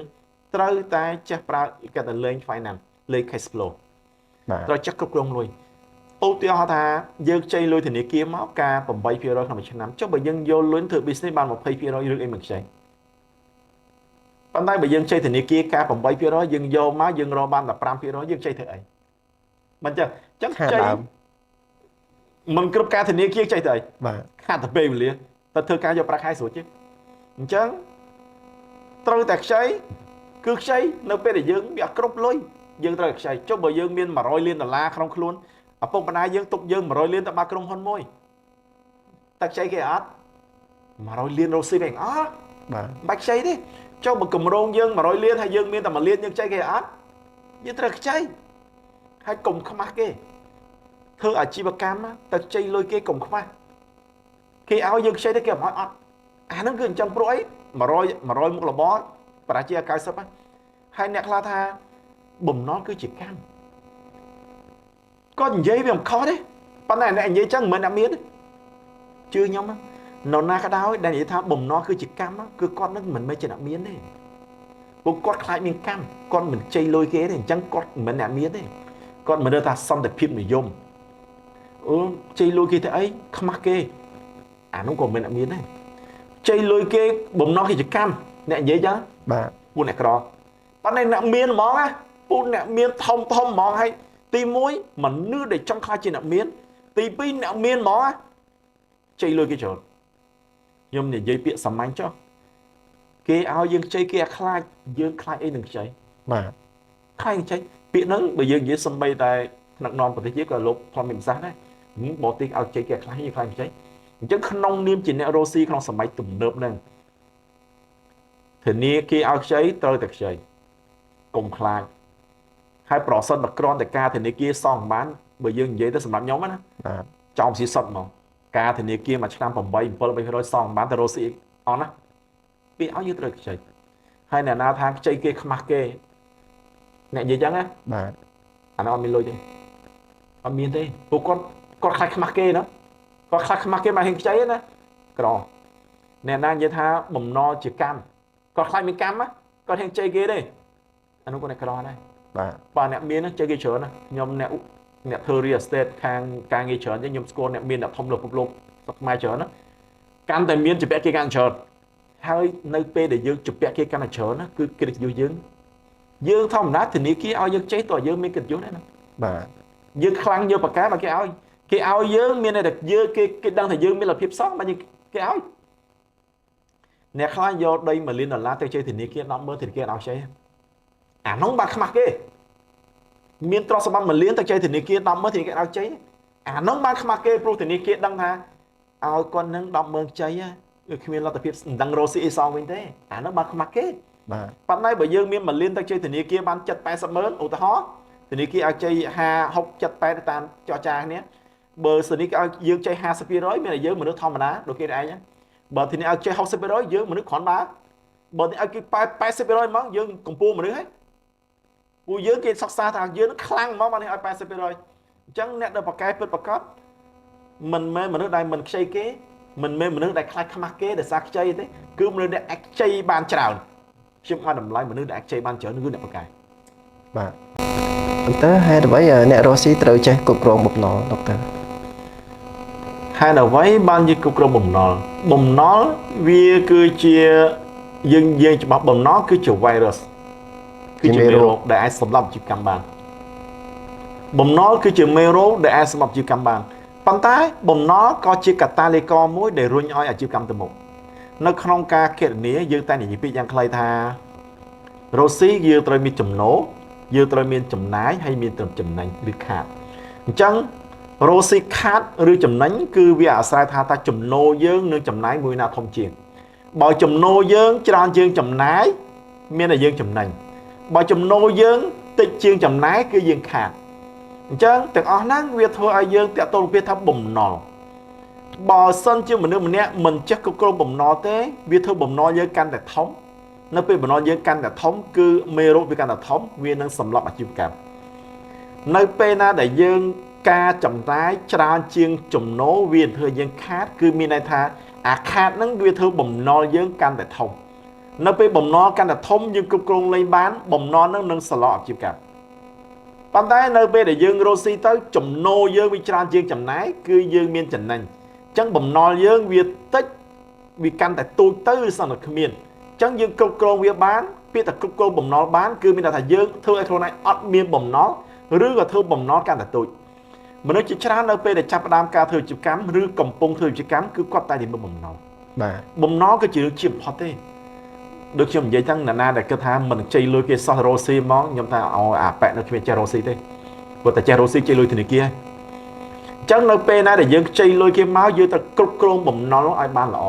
ឧទាហរណ៍ថាយើងមានដើមទុន1លានយើងខ្ចីលុយធនាគារ1លានទេវា2លានយើងធ្វើអាជីវកម្មអញ្ចឹងក្នុងមួយឆ្នាំយើងអាចរកបាន 20% អញ្ចឹងវាយើង2លានយើងចំណេញបាន 40 ម៉ឺនហើយយើងខ្ចីធនាគារតែ1លានមួយខែមួយឆ្នាំតែ 8% ណាអញ្ចឹងអត់តែ 8 ម៉ឺនណាយើងចំណេញ 40 ម៉ឺនយើងសងបំណុលគេអត់តែបំណុលធនាគារការប្រាក់ធនាគារអត់ 8 ម៉ឺនចំណេញបាន 42 ម៉ឺនឧទាហរណ៍យ៉ាងខ្លីបាទប៉ុន្តែប្រសិនបើយើងមាន1លានយើងខ្ចីធនាគារ1លានអស់ការប្រាក់ 8 ម៉ឺនក្នុងមួយឆ្នាំប៉ុន្តែដល់ពេលយើងរស់ស៊ីទៅគឺយើងខាតមួយឆ្នាំ 10 ម៉ឺនមួយឆ្នាំ 20 ម៉ឺនអាហ្នឹងគឺមានន័យថាបំណុលយើងគេកើនឡើងតែខាតមួយឆ្នាំ 10 20 ម៉ឺនទៅ 4 5 ឆ្នាំលុយការធនាគារមួយឆ្នាំ 10% ដើមទុនយើង1លានតែខាត់3ឆ្នាំ4ឆ្នាំជាប់គ្នាគឺបំណុលហ្នឹងនឹងស៊ីលុយដើមទុនយើង1លានមកអញ្ចឹងអ្នកដែលជោគជ័យអ្នកដែលប្រកែកគឺជាបុគ្គលដែលចេះគ្រប់គ្រងទៅលើបំណុលមានន័យថាចេះធ្វើឲ្យចំណូលច្រើនជាងចំណាយនៅពេលដែលចំណូលច្រើនជាងចំណាយវានឹងធ្វើឲ្យយើងចំណេញនៅពេលចំណេញវានឹងធ្វើបំណុល1លានយើងកាន់តែថយចុះដល់ពេលមកអស់ហ្មងអស់បំណុលហើយគឺលុយដែលចំណេញបានលុយយើងហើយអានេះជាហេតុផលដែលយើងត្រូវតែគ្រប់គ្រងឲ្យបានទៅលើបំណុលបាទដុកទ័រមានមតិខ្លះលើកឡើងថាលុយគួរចាយនិងលុយមិនគួរចាយសម្រាប់ដុកទ័រមានទស្សនៈយ៉ាងម៉េចដែរគឺជាពាក្យមួយដែលមនុស្សជាច្រើនទូទៅនិយាយថាលុយគួរចាយនិងលុយមិនគួរចាយប៉ុន្តែគុំហៀងសុំនិយាយថាលុយគឺសម្រាប់ចាយលុយគឺសម្រាប់ចាយគុំនិយាយថាមិនគួរចាយលុយដែលយើងរកមកគឺដើម្បីចាយហើយខ្ញុំផ្សាយពាក្យមួយម៉ាត់ទៀតពាក្យនោះពាក្យថ្មីបន្តិចលុយដែលយើងបានចាយហើយគឺជាលុយរបស់យើងលុយដែលយើងមិនទាន់បានចាយទេទោះបីជាលុយនៅកងធនាគារឈ្មោះណាក៏ដោយឈ្មោះយើងឈ្មោះណាមិនសំខាន់ទេបើយើងមិនទាន់បានចាយទេមិនដឹងថាលុយនេះជាលុយយើងឬលុយណាទេមានន័យថាម៉េចដុកទ័រមានន័យថាអ្នកខ្លះគាត់មានលុយ100លានត្រង់គាត់មានលុយ100លានឈ្មោះគាត់ក្នុងធនាគារតែគាត់អត់បានចាយទេងាប់បាត់ហើយបានអត់ចាយចឹងនិយាយចឹងចឹងនិយាយថាអ្នកខ្លះគឺមានទ្រព្យសម្បត្តិច្រើនបានចាយសួរថាបើសិនជាគាត់មានលុយ100លានក្នុងធនាគារ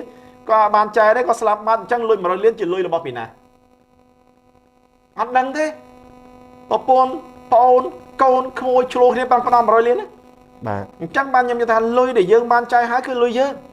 ឧទាហរណ៍គាត់មាន100លានគាត់ទៅទិញផ្ទះមួយអត់2លានអាហ្នឹងហើយបានចាយគាត់ទិញឡានមួយ2 5 3លានទៀតលុយចាយគាត់ទិញយន្តហោះ10លានទៀតអាហ្នឹងគឺរបស់គាត់មានថាអ្វីដែលគាត់ចាយហើយលុយគាត់ហើយខ្វៃអ្នកខ្លះមានលុយច្រើនអត់បានចាយទេអញ្ចឹងសួរថាលុយនោះជាលុយណាមិនលុយគាត់ណាព្រោះអីស្មាតូគឺគាត់ស្លាប់បាត់ហើយលុយនោះគេដុតតាមឲ្យគាត់ឬអត់ទេមែនទេបាទគាត់មាន100លានហ្នឹងគាត់ស្លាប់បាត់ហើយលុយ100លានហ្នឹងគេមិនដុតឲ្យគាត់ទេគេទុកចែកគ្នានៅរស់សូមសួរបងប្អូនសាច់ញាតិមិត្តភក្តិនិយាយក្រុមគ្រួសារឆ្លោះគ្នា300លានហ្នឹងអញ្ចឹងជារួមខ្ញុំអាចនិយាយថាអ្នកណានិយាយថាលុយគួរចាយនិងមិនគួរចាយអាហ្នឹងគាត់និយាយទៅគាត់ទេតែសម្រាប់ខ្ញុំលុយគឺត្រូវតែចាយរលុយមកមិនចាយរកមកធ្វើអីខ្ញុំនិយាយអញ្ចឹងរលុយមកហើយមិនចាយរកមកធ្វើអីព្រោះបើយើងຕົកទៅលុយហ្នឹងមិនបន់ដឹងមកពីណាទេលុយវានៅតែលុយតែមនុស្សមិននៅតែដែរណាគាត់ថាការចំណាយខ្លះគេនិយាយពីអញ្ចឹងគេថា lôi để cua trái mùi liên có tới chậm này lôi mình cua trái mà đi có ảnh nó việt thời cua ca chậm này bị là bỏ bắt nó bảo lôi ảnh nó tới trái miền lôi tới trái hay bờ miền lôi mặt trái rồi lôi mà thôi qua tha ca chậm này mà chậm nón cứ đại ca tới trái của mai cái trái này bắt đại ca chậm này khác với dương mình cua trái vừa tinh là bỏ khác với mình chậm mạnh như mạch tinh bắt ca chậm này khác với chắc cái như tới trái này là biết trái lôi nè rồi xí cứ tôi là che rô lôi che chai lôi bằng che rô trong gì mà nhạc lấy đó là na cái đó đây mình che rô lôi thế mình che chai lôi thế có che rô lôi đấy cũng có che chai không rồi mình cá trong gì rương mùi chẳng ở bụng nó còn miếng cồn bảy nè cồn thì mùi nó cà lá nơi pe đai ở bụng nó cò cồn thì pí cà lá nơi pe ở bụng chặt đám thu thìa cồn thì bay nó cà lá nơi pe ở bụng nó miền bong nó không thưa ca nè thì pi nó kịch riêng bay cái đại liền pi mùi nóng con chó bón tao ban kia chặt hai sai kia ba chịu vượt này họ đừng không đừng bỏ ra đừng tiến đấy chắc ở bốc nắng ban thì pi nắng cứ tao ban kia chặt sai ba chịu vượt này chắc ở bốc nắng tao vô lôi mùi chùm nón tao xô pan cái đầm bẹt đó số thằng này là thằng tá cô con chó bón tao đại chi mà nước đại thưa ca chán tao xô pan cái rước rồi vô con tới tao xô pan kia có sẵn cho thằng côn tới từ côn tới đầm nước đai từ lê chai từ lối nó tới sâu băng cái đập đọt lê thì pì và ta chỉ trong khỏi cứ côn cho bon nó cứ quát xong từ cho côn cho bon từ đập côn cho bon tới quát phẹt luôn thằng côn thì pì quát và quát chỉ trai ba kia sầm lắm ấy bố nơi bên là côn cho bon tới vô lối ai kia nó cứ kia kết hà tại ai lối anh đọt lê thì pì và này côn cho bon bị ca na non pê đã bụng nai cro việc ca là pê đã bụng nai cro rồi lôi là bạn chẳng việc cò việc hiện trai lôi đi video lôi tới việc ao kia bẹt đá tục bẹt đá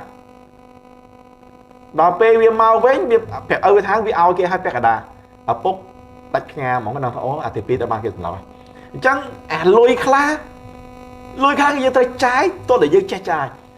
nè khá cứ chết rồi lôi che trái nó ở miền này thế tôi che trái thế thì bay nó ở che rồi đó ban này che trái bảo oi việc tới với cứ lôi vào mát oi kia tao mỏng không biết slide lôi đi của lối đâu ban ta nông niêm chỉ nè rosi trao để che chai lối xem như bị cá cục rong chứ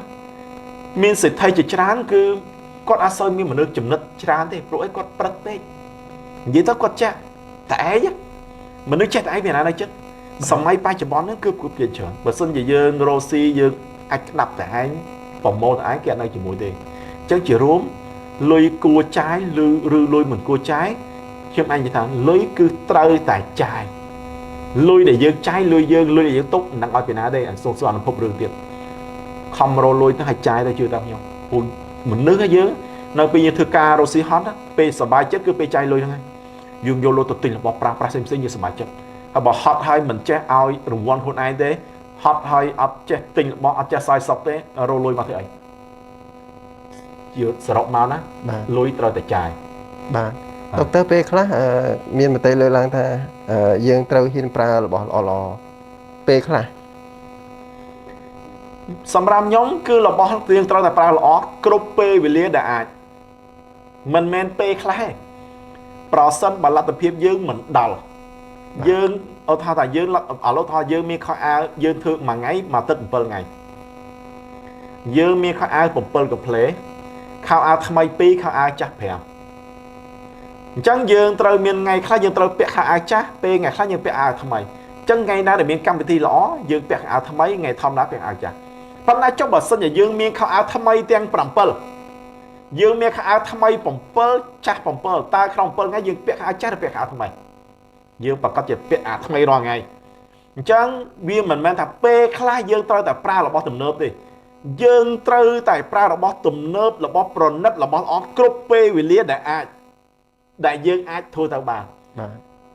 dương trời ca pra là bao tùm nớp hôm hộp cánh soi sóc cúp pê vì liên này chịu vật pro sân bởi dương miền lạt tập hiệp và đây bởi dương lạt tập hiệp dương miền cổng đất cứ dương pra tao với dương ai thơ ban trong tay nhảy lên cho môi nạc khác hà có miền te bay cả lái đây bay cả lái hay có chi lan môi chai hay có để giúp hay chỉ hai sọc chân này te có bay cả lái bởi dương kết dương cứ thầm mà sống như mấy con hai sọc mơn này đây bay cả lấy phải chưa mà liên cả lá tiếp chắc có biết là pi liên cho tộc thành nè miền của mà xôm đá nè mình cro lên miền sông rôm đá lan có chít mà mơn chưa nhưng tha ai trong mà cùng mình tinh lan đọc mơn phi mơn chi tới có thà ôi ăn miền lưới hey tia bay cả lấy lan bay cả lấy bôi chuyến này cho pi liên á lụa sa đai nhưng tha sa đai à lỡ vô ha sao hay sa đai tiệt bay nhầm như tha ta học sắp vào lấy cá đấy tích slap ở bàn trái lưới ý cùng gì chắc à cross đam nhà tham men thế miền tây bay cả lái đây bay cả lái luộc môi tin lan đông hơn chi tới toàn p để khôn anh bạc lan ban xuống chết soi sống mình trai tới như tôi ta trai hay cả tháng thạm sai lùi này bây giờ trai hay lùi dương ấy ban đầu bây giờ tao bàn trai tục đây tục té là p cha tới vị bạn ở bàn trai chết soi sống ấy luộc đây mà cả lái tiền mà cả lái vô lùi tin lan hay pra là bỏ ai chỉ vứt ở bên này đó sư khai sát ba châu hàng ai thay đào lên bò tê mà chớn asa non đây mà con đào lên thôi cầm thì chạy nói chui nhặt cõi bao dương vậy đó lùi dương miền là dương chạy rồi hay dương bước ở chạy thành xong đập pe mối chặt tới chứ ở bàn trái sai khỏi chứ mình pe khá đây group pe bị lia đại dương ai thơ bán cứ trâu tại pra là bon là o tầm nực group pe đại dương ai thơ bán bạn đã cùng mình kia như tha khi nằm đây trước chú ta mấy nè dương thơ ta với dương ai trong bài dương mới là tập hiếp trăm bị tiệt chắc ban nhâm ta như tha nơi ta thông cái chỉ đừng lọ chỉ là tầm đất chỉ đừng lọ chỉ được bẹt sát bát chỉ đừng lọ hôm hôm chăn khăn chỉ đừng lọ đào lên bao tới cứ chỉ đừng lọ bởi dương mà làm hiếp miến ban này dương làm hiếp miến à năng thờ mai hiếp miến ban này làm hiếp miến cầm đất dương thơ ta cầm đất để dương ai thơ ban tới bởi dương mi có ai tham ai pí ai chặt phèm trắng dương pi ngay tham ấy phèm ngay chặt bát nhà ban này ai cha dương môi cả tham ấy bỏ môi ngay bị tham ấy đến ngày na bị ai chặt thưa tam long tiếp chết này mà dương mình ai tầm lẹt luôn ai pí ban này dương có cùng chú tam làm đây cùng chú tam đấy ban này cùng tầm lẹt luôn ai pí cô nè khác cứ tầm lẹt luôn ai mà đây tẹt pì liên chỉ làm mà mơn chiêng nhom dây tha trái 20 chiếng làm trái soi lúc té môi lúc đây mà cái lái đó sao pi đó lúc đây mà cái lái ban sam 20 mơn đấy tính lan đau mơn chi thế ai score thả lan đau mơn nó bị chìm anh ta lấy chưa tam giống ấy lúc đây thảo cùng hiên vậy thở món là pe chi lan tham mấy đó được lôi chân môn thở hai à sa châu hang thôi cùng bực lá bài sôi một tia giá cá để sa châu hang là hang bị tranh bánh na chi vất mình nơi cứ trao tự enjoy lại mình nương mình nè miên chỉ vất tài môi everyone have one life mình nương mình nè miên chỉ vất tài môi thế miên chỉ vất bầm bồn đọp thế kia để môi chẳng trao thơ chỉ vất con anh miên này trao che sai sọc ca bà chạy bay để doctor trong trăm bông phật chia bịa bà chạy sầm đáp nhóm cứ xem lúc trên vì vai chân ăn được còn hai nhóm cứ chia mình nương mình nét mình đai bà chạy hay là vậy pro nhóm mình đai lẹ mong nó với được trong ban phương hàng ca khác nhóm pong tăng việc trong nơi ở giúp đọc bằng bay cho năm mà lên sai rồi cho năm bậc cái tơ mà phi vô cho năm nhóm thua to mà sầm lại bắt tay nhưng mình toàn bọc bong đấy chẳng trong tay này giới tha sầm ra công hiến pi bà chế cứ trong ban lúc trên vì vai chân ăn được chỉ vất tăng pi nơi đi mình chơi lại mình đai bà chế còn là rương chỉ tráng cơ dương thưa toàn màn thế bắt thấy số thật trong chop on nhỏ chop đấy nhưng là thua đó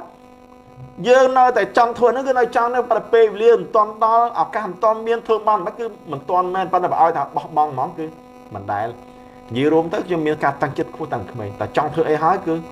rơi tại thua ai bàn pe liêm mùi nà đằng pan này nâng thưa nâng ngay mùi nà nông này không chịu vật ngay mùi nà nó không chịu vật hay dương miên pe liêm chờ ta à lấy thơm bán pan này đi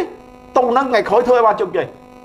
chẳng chỉ tôi tới bảo cho một rùm lực thang ảnh lúc sau đấy là quay chiếc bà chơi xem thang đôi miền bà chơi ô tô tha ca xem bà lóng bắt đốc xem cai cùng mày nhưng ba bà lóng chu riêng mà hát chơi lấy khang rồi cho bắp nhưng bà lóng lẹ nhưng bà lóng khang phía xa bò tế nhưng bà lóng lẹ nhưng bà lóng khang cừu bộ vị trí cứ nhưng bà lóng lẹ bà đây mình chỉ chắc số tháng ấy on á bà chơi nhưng thang đôi miền mình chỉ bà chơi thế còn đặc xem bà lóng mình chót bắt tay à bà lóng mình chót nắng ban bắt đầu là cả nhóm ban rô ca nghe thôi nói sao đặc xem bà lóng hát chơi lấy mình chót mất phép lát ha nhóm bà chơi nhóm tha nhóm ở ba bà chơi được nhóm bà bắt mong ở các chỗ đi mà hai chơi lấy ban anh nhóm ban ở các ban ca nghe thôi ban bạc khai mà chăm chỉ biết con ai ban hay to là chăm khỏi khỏi bằng châu đi បាទ chẳng chỉ rúm bờ kết ha con đây bà lo châu đi mà hai chơi lấy thế hai chỉ bà chế nhưng thằng mẹ bà chế đấy còn là dân bắt mong ảo cá châu đi mà chơi lấy chân năm nâng tại dương ban ảo cá ban ca nghe MC dương ban ảo cá thương MC mình ta chẳng chỉ rúm nhom lừa thực chất là dụ chôn cầm trên thằng đó biết tha bà chế ca lang nơi để dương chụp thôi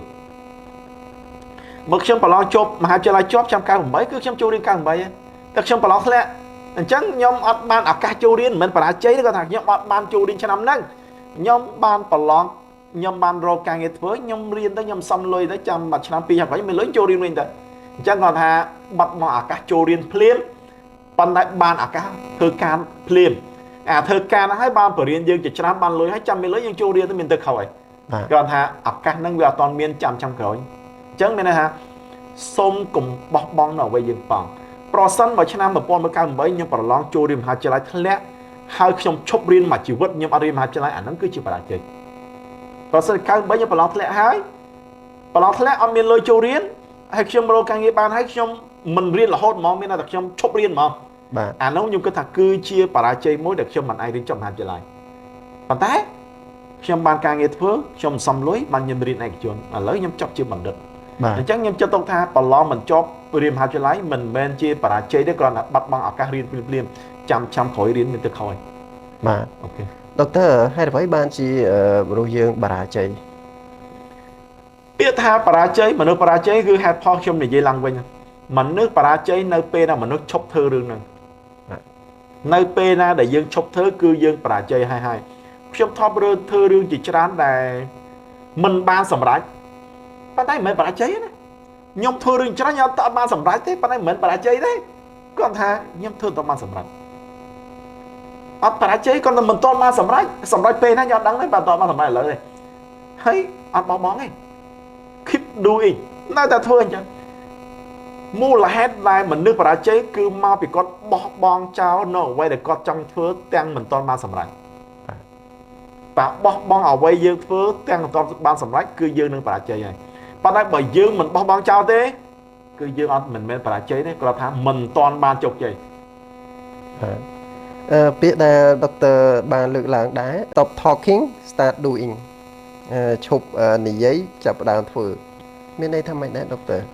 nhưng mà khơi tới ở không sòng cung Campuchia dương bài chụp bóng đấy cứ dương mơ du chôn chỉ chán cứ có trust đây để dùng chờn tiền hay còn miền trainer chỉ chán cứ có bắt đầu nó trust đây chờn tiền bởi dương này giấy tới cứ nỉ giấy chán tên nỉ giấy lừa ở ngoài để thưa thăm mà đá miền tại nụ what just đây thế tôi miền là tập họ bởi dương giấy tập mót gặp bị giàu thế chắc ban nhung lừa từ chết trong ca nghe nhầm tận ó nhầm tha xôm non kia thôi tao cùng non kia nỉ dây tràn pe cùng non kia trò chơi tràn pe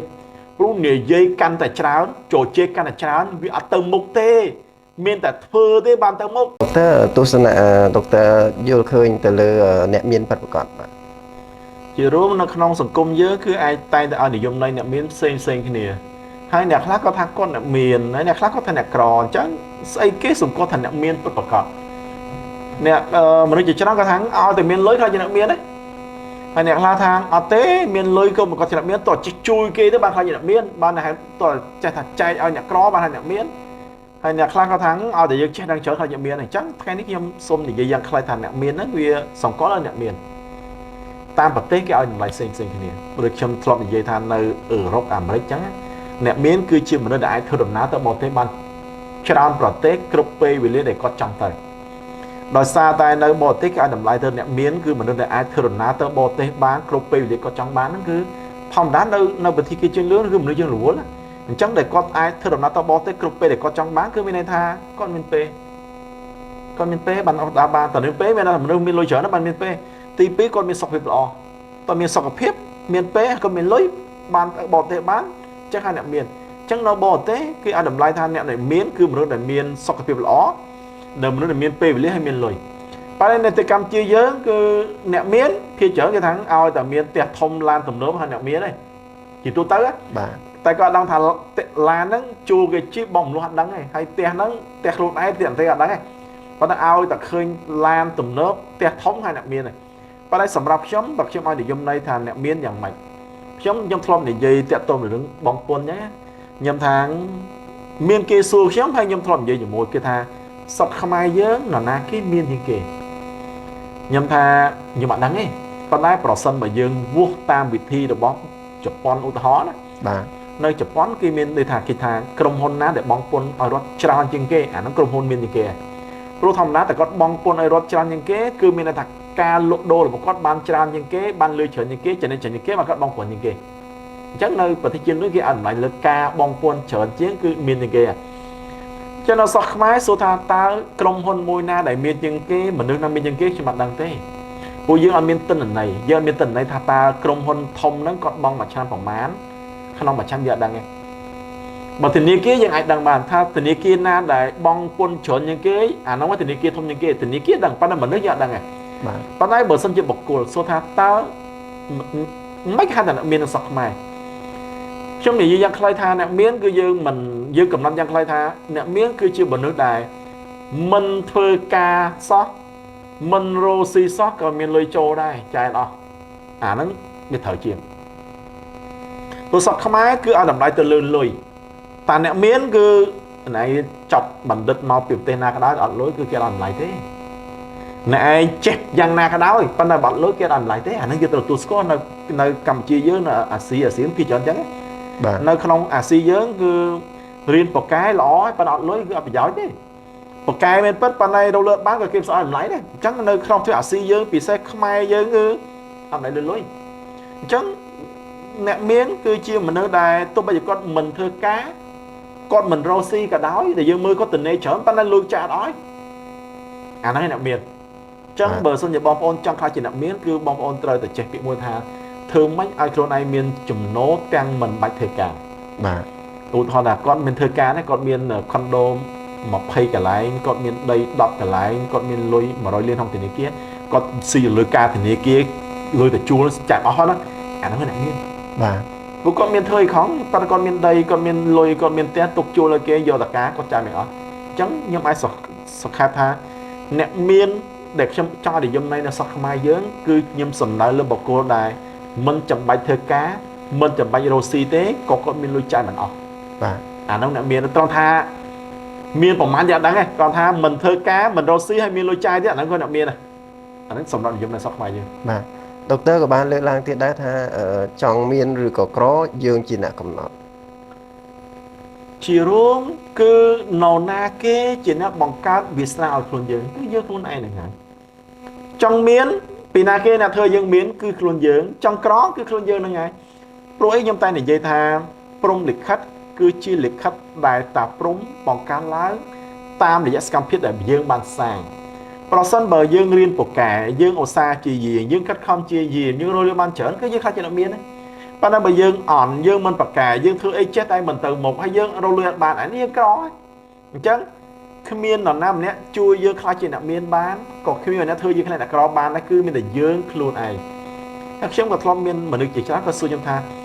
តើរៀនមហាវិទ្យាល័យមួយណាដែលធ្វើគាត់ខ្លាចជាអ្នកមានបានខ្ញុំថាអត់មានទេនៅក្នុងពិភពលោកនេះគ្មានសាលាណាបង្រៀនយើងខ្លាចជាអ្នកមានបានទេគឺមានតែយើងខ្លួនឯងដែលរកខ្លួនឯងខ្លាចជាអ្នកមានបាទអញ្ចឹងចង់មានឬចង់ក្រគឺមិនមែននរណាម្នាក់កំណត់ឲ្យយើងទេគឺយើងត្រូវកំណត់ដោយខ្លួនឯង be your own សូមធ្វើជាម្ចាស់នៃវាសនាខ្លួនឯងតាមរយៈការខិតខំខ្លួនឯងអ្នកខ្លះគាត់និយាយថាតើតើរៀនបកកែមកខ្លាចជាអ្នកមានបានអត់ខ្ញុំថាជាទូទៅបើរៀនបកកែភាគរយខ្លាចជាអ្នកមានគឺវាច្រើនប៉ុន្តែក៏មានអ្នកជាច្រើនរៀនអត់សូវចេះទេខ្លាចជាអ្នកមានទេតាបាទអញ្ចឹងប្រសិនបើយើងរៀនបកកែយើងឆ្លាតភាគរយខ្លាចជាអ្នកមានវាខ្ពស់ប៉ុន្តែបើយើងរៀនមិនសូវចេះយើងមិនសូវឆ្លាតខ្លាចជាអ្នកមានក៏បានដែរក៏ភាគរយវាតិចយើងចង់បានភាគរយធំទៅយើងបកកែទៅខំទៅអាហ្នឹងគឺវាអញ្ចឹងវាសនាគឺអ្វីដែលយើងបង្កើតឡើងដោយខ្លួនឯងទេមិនមែននរណាគេដៅឲ្យយើងគឺយើងដៅខ្លួនឯងខ្ញុំអាសានិយាយថាចង់ក្រស្រួលណាចង់ក្រស្រួលមកមិនធ្វើអីទេតនេដើរលេងច្រើនហ្នឹងក្រហើយបាទក៏ប៉ុន្តែនៅពេលដែលយើងធ្លាក់ខ្លួនក្រអាហ្នឹងជីវិតយើងវេទនាអ្នកក្រទៅក្រគឺជីវិតវេទនាហ្មងហូបចុកមិនសូវបានល្អដេកលក់មិនសូវបានល្អរបស់ប្រាស់អត់សូវមានគឺរស់ក្នុងជីវភាពមួយដោនហ្មងចង់មានគឺជារឿងមួយលំបាក ដើម្បីឲ្យមានលំបាកណាយើងត្រូវធ្វើការផងរោស៊ីបងខិតខំហត់ណាស់គ្មានពេលទំនេរទេពិបាកប៉ុន្តែនៅពេលដែលយើងខ្លាចជាអ្នកមានហើយជីវិតយើងនឹងងាយស្រួលយើងនៅផ្ទះធំយើងមានឡានទំនើបជាយើងមានលុយច្រើនយើងមានទ្រព្យសម្បត្តិធូរធារយើងចង់ដើរលេងយើងចង់ទៅរបស់ទៅក៏បានដែរអញ្ចឹងមាគាទៅកាន់អ្នកមានគឺវាលំបាកប៉ុន្តែបើយើងឆ្លងផាត់ជីវិតយើងងាយស្រួលបាទមាគាទៅកាន់ភាពក្រីក្រគឺវាងាយដើរទៅលេងមិនបាច់រកអីទេប៉ុន្តែបើបានក្រហើយគឺជីវិតលំបាករហូតបងប្អូនអ្នកជ្រើសរើសថាតើចង់មានឬចង់ក្របើចង់ក្រដើរទៅលេងមិនធ្វើអីក្រប៉ុន្តែក្រពិបាកបងប្អូនចង់មានត្រូវធ្វើការច្រើនណាស់លាក់បងច្រើនណាស់លំបាកច្រើនណាស់ហើយតែដល់បន្ទាន់អ្នកមានហើយវានឹងផ្ដល់ឲ្យយើងអ្វីដែលងាយស្រួលច្រើនមកវិញបាទដុកទ័រមានមតិលើកឡើងថាចង់មានស្រឡាញ់អ្នកមានប៉ុន្តែអ្នកមានមិនស្រឡាញ់អ្នកក្រអ្នកខ្លះក៏លើកឡើងអញ្ចឹងដុកទ័រយល់យ៉ាងម៉េចដែរគាត់និយាយអញ្ចឹងគឺខ្ញុំគិតថាគេយោបល់មួយត្រឹមត្រូវបើចង់មានក៏ស្រឡាញ់អ្នកមានទៅដើម្បីឲ្យមានតាមគេប៉ុន្តែជាទូទៅអ្នកមានគេមិនស្រឡាញ់អ្នកក្រគឺវាមិនខុសដែរប៉ុន្តែសំខាន់សម្រាប់ខ្ញុំគឺខ្ញុំនិយាយបទពិសោធន៍ខ្ញុំកាលពីក្មេងចា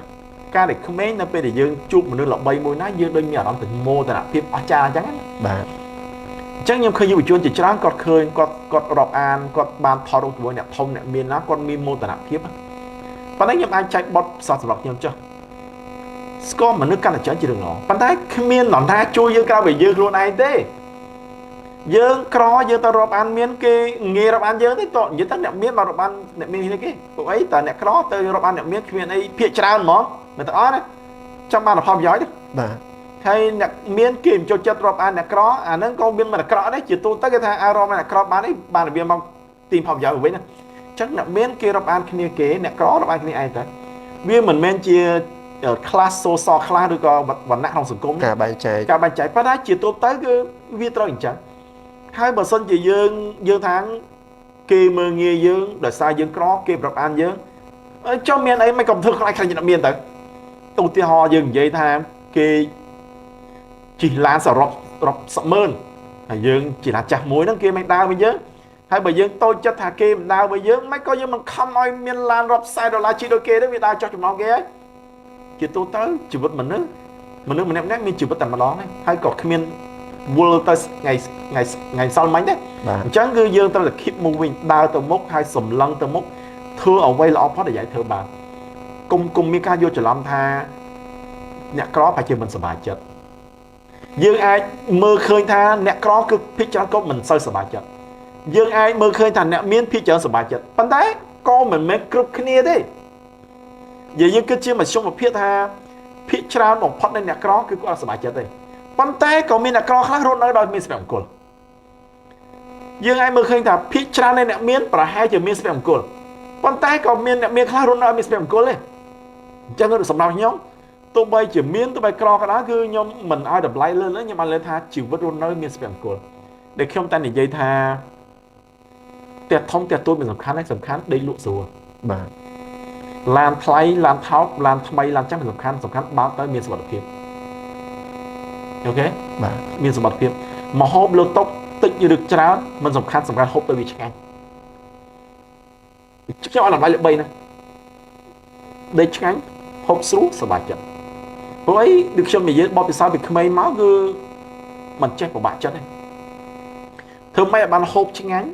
ដេកស្រួលសប្បាយចិត្តមហូបឆ្ងាញ់មិនប្រកាសថាមហូបច្រើនមុខអីស្អីទេសំខាន់ឲ្យយើងគិតទៅវាឆ្ងាញ់ដេកស្រួលមិនប្រកាសថាសន្តាគារផ្កាយ5ផ្ទះវិឡាធំឬក៏ផ្ទះជួលតូចមួយ whatever សំខាន់ឲ្យយើងដេកស្រួលបានអាហ្នឹងគឺផ្ទះល្អហើយសប្បាយចិត្តយើងត្រូវដឹងថាខ្ញុំតែងឲ្យឧទាហរណ៍យ៉ាងខ្លីៗថាមនុស្សម្នាក់មានជីវិតតែពេលវេលាដើរទៅមុខហេតុអ្វីក៏ឯងពិបាកចិត្តក្នុងមួយថ្ងៃមាន24ម៉ោងបើឯងពិបាកចិត្តក៏វាពិបាកចិត្ត24ម៉ោងបើឯងសប្បាយចិត្តក៏សប្បាយចិត្ត24ម៉ោងឯងរើសមួយណារើសសប្បាយចិត្តអញ្ចឹងគឺ be happy no worry be happy គឺកុំបាក់ចិត្តចឹងពេកសប្បាយណាស់នៅពេលយើងសប្បាយណាស់ការងារចិត្តទៅមុខហើយបើយើងគិតតែស្មុកគិតតែពិបាកយើងវាពិបាកតាមហ្នឹងបាទសម្រាប់អ្នកខ្លះគាត់លើកឡើងថាអ្នកមាននិយាយអ្វីក៏ស្រួលដែរដុកទ័រយល់យ៉ាងម៉េចដែរវាត្រឹមត្រូវគាត់និយាយចឹងអ្នកមាននិយាយក៏សមដែរចង់អាពាក្យហ្នឹងខ្ញុំឮរាប់10ឆ្នាំហើយ អ្នកមាននិយាយក៏សមដែរអាគាត់និយាយចឹងគឺគាត់ចំណាយគេទេហើយចុះបើសិនជាគាត់ចង់និយាយឲ្យសមដល់គេមិនក៏ធ្វើខ្លាចជាអ្នកមានដែរទៅមានប្រជាជនយើងជាច្រើនមនុស្សជាច្រើនគឺគាត់មានគំនិតអវិជ្ជមានចំពោះអ្នកមាននៅពេលដែលអ្នកមាននិយាយអ្វីមួយគាត់ឲ្យចូលចិត្តគាត់បែរជាលើកឡើងថាអ្នកមាននិយាយក៏សមដែរ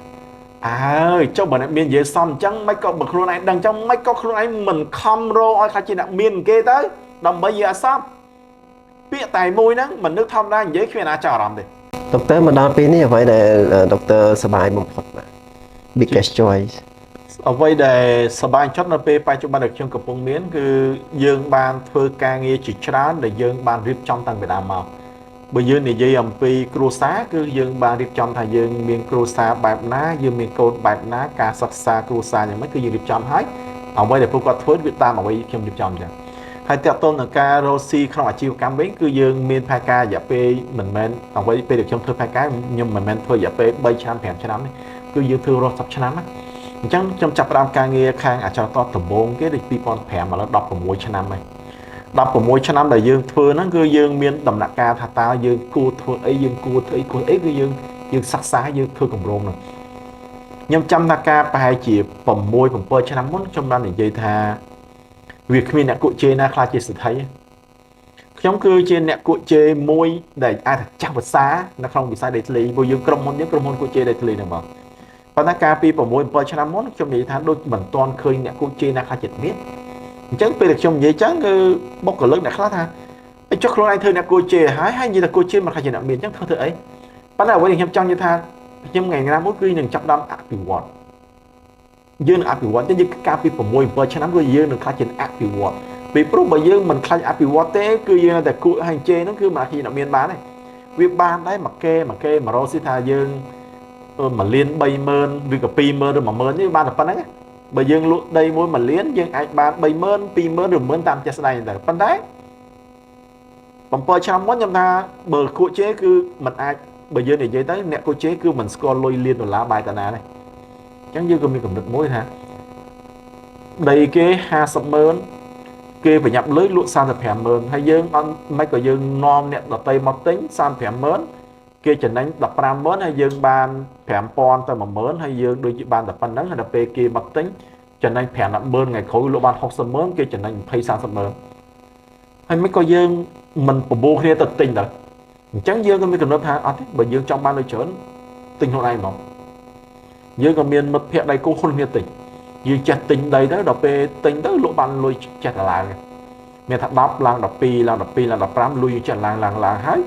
យើងមានកំណត់មួយថាបើសិនជាយើងទិញលក់គឺទិញម្ដងលក់ម្ដងចប់ហើយប៉ុន្តែដល់ពេលក្រោយមកយើងបានលក់កម្រងឲ្យគេជាច្រើនយើងលក់ខុនដូយើងលក់បរិយលក់ដីឡូឲ្យក្រុមហ៊ុនច្រើនណាបាទយើងមើលសិក្សាយូរយើងថាយើងលក់បរិយគេបានលក់ខុនដូគេបានលក់ដីឡូមិនក៏យើងមកធ្វើខ្លួនឯង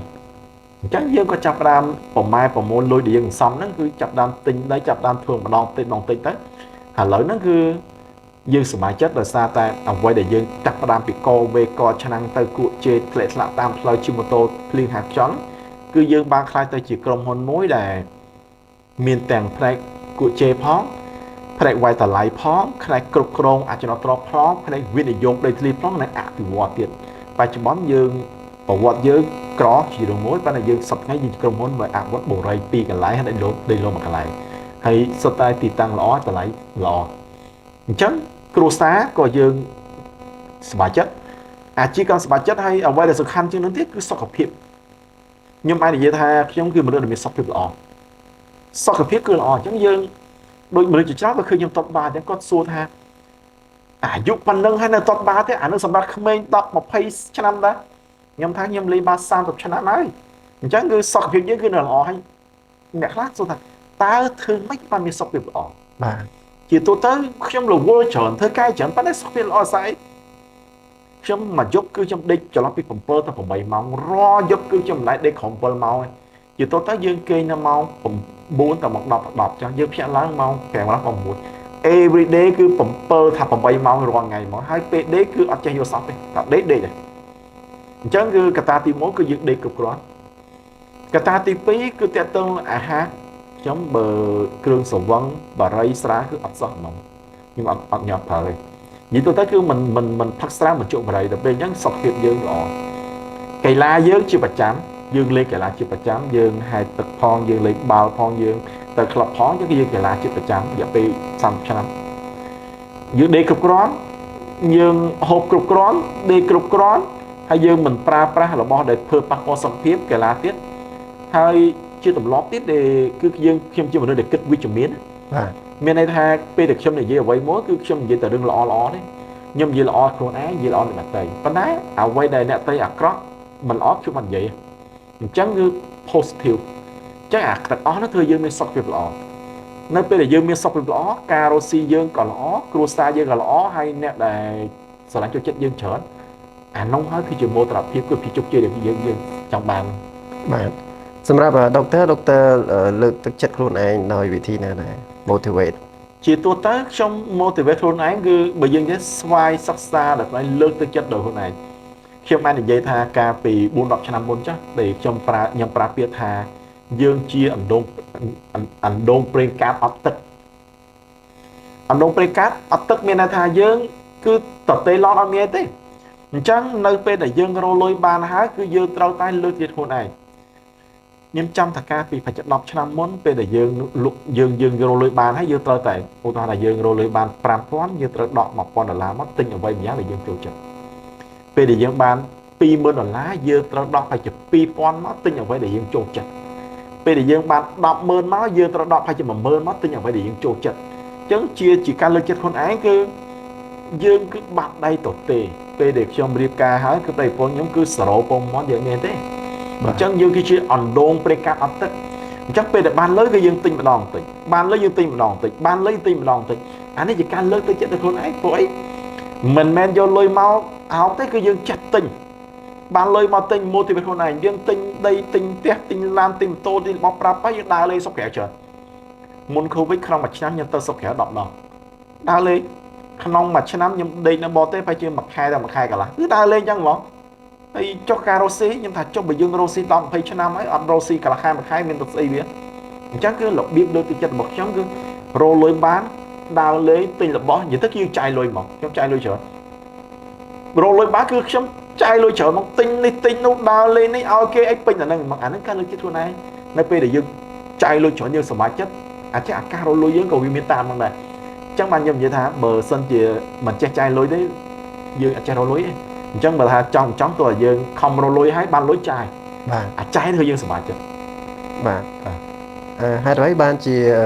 self discipline ការដែលមានវិន័យខ្លួនឯងហ្នឹងមានសារៈសំខាន់ដុកទ័រអា self discipline ហ្នឹងគឺវាជារឿងមួយសំខាន់ណាស់ធម្មតាខ្ញុំតែងតែដាក់វិន័យលើខ្លួនឯងផងដាក់វិន័យទៅលើក្រុមគ្រួសារកូនឬក៏បុគ្គលិកគឺវិន័យខ្លួនឯងតែខ្លាំង អ្នកខ្លះគឺគាត់ចេះច្រើនប៉ុន្តែគាត់រញ៉េរញ៉ៃអញ្ចឹងបបាក់សាការជាមួយអ្នកខ្លះទៀតគឺវិន័យគាត់មានសណ្ដាប់ធ្នាប់មានវិន័យអញ្ចឹងយើងធ្វើការងារវាងាយចោះសម្រងគ្នា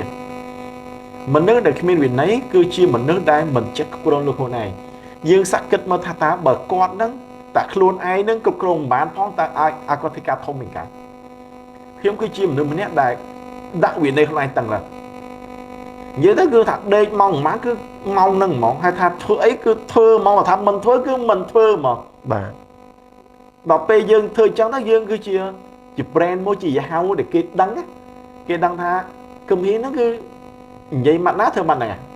ហើយបើគេមានថាអត់ធ្វើគឺអត់ហើយដល់គេមានធ្វើអត់មែនធ្វើលេងទេតែគេមានធ្វើគឺមិនធ្វើលេងមែនទេហ្មងអញ្ចឹងវាធ្វើឲ្យអ្នកដតីដែលគេចង់ជួយយើងចង់សហការយើងគេងាយនឹងសម្រេចចិត្តក្នុងការជួយសហការយើង ធម្មតានៅពេលដែលខ្ញុំនិយាយអ្វីការងាររស់ស៊ីអ្វីមួយគឺអ្នកមានធំគេជឿមកខែអីបានតែគេជឿគឺដឹងថាគំហៀងអត់និយាយលេងទេអត់និយាយលេងទេបើធ្វើ business ខ្ញុំអត់និយាយលេងទេបើខ្ញុំធ្វើមែនតើមក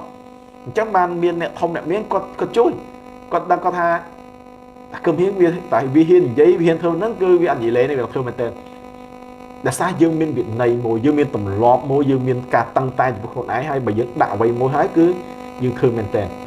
chẳng ban một bộ cô để chụp giấy cứ chỉ bộ cô để chắc cực krong lơ khuôn ái đặt về này khuôn anh tăng rắn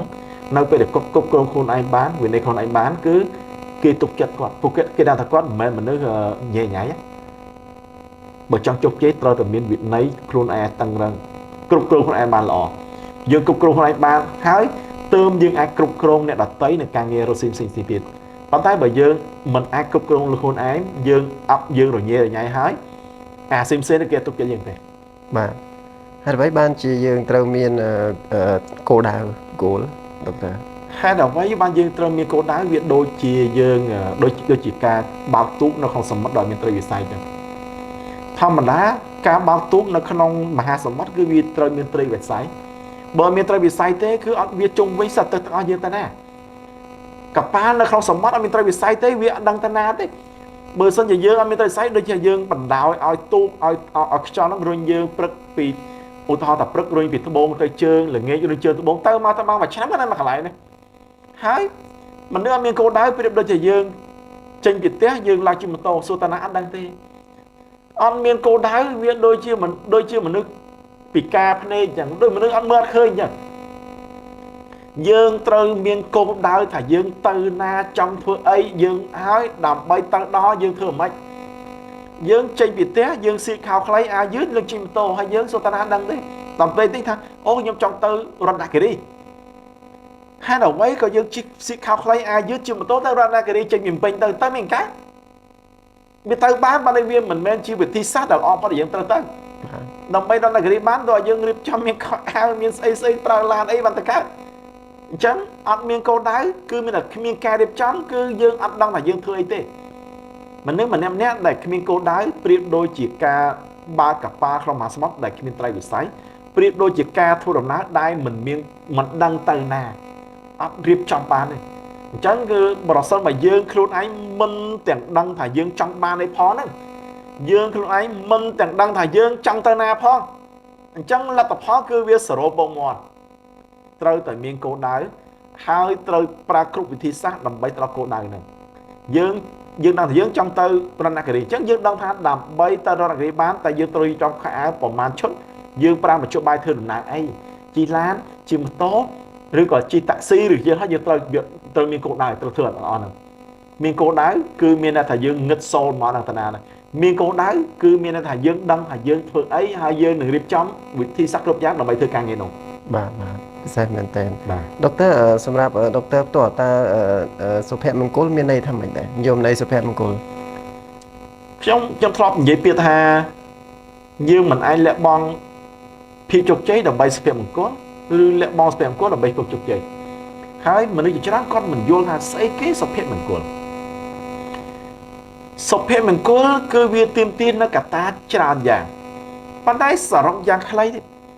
សុភមង្គលវាត្រូវភ្ជាប់ទៅនឹងចំណេះដឹងសុភមង្គលត្រូវភ្ជាប់ទៅចំណេះដឹងត្រូវភ្ជាប់ទៅនឹងលុយកាក់ត្រូវភ្ជាប់ទៅនឹងសុខភាពត្រូវភ្ជាប់ទៅនឹងសេរីភាពត្រូវភ្ជាប់នឹងចំណងមួយចិត្តប៉ុន្តែជារួមនិយមនៃសុភមង្គលគឺមួយម៉ាត់ទេសុភមង្គលគឺជាការទទួលនៅជីវិតដែលយើងប្រាថ្នាចង់បានអ្នកខ្លះគាត់មានបំណងថាគាត់សុំបានតែផ្ទះមួយនៅតាមខេត្តមានឡានជិះមានកន្លែងលក់ដូរសមរម្យមួយគឺគាត់មានសុភមង្គលទេអញ្ចឹងសុភមង្គលគឺជាការទទួលនៅជីវិតដែលខ្លួនយើងប្រាថ្នាចង់បានប៉ុន្តែយើងត្រូវកម្រិតថាយើងចង់បានឲ្យច្បាស់លាស់កុំឲ្យយើងអត់មានគោលដៅដូចសំណួរមុនណាព្រោះខាអ្នកខ្លះគាត់ថាក្រោយពេលរៀនចប់គាត់ចង់ខ្លាចទៅជាគ្រូបង្រៀនអាពេលដែលខ្លាចគ្រូបង្រៀនហ្នឹងគឺគាត់មានសុភមង្គលហើយប៉ុន្តែប៉ុណ្្នឹងបានណាក៏មិនដែរដល់ពេលចូលបានគ្រូបង្រៀនហើយគាត់ចង់ធ្វើអីផ្សេងពីហ្នឹងអាហ្នឹងគាត់លេងមានសុភមង្គលហើយអញ្ចឹងសុភមង្គលគឺជាអ្វីដែលយើងបានទទួល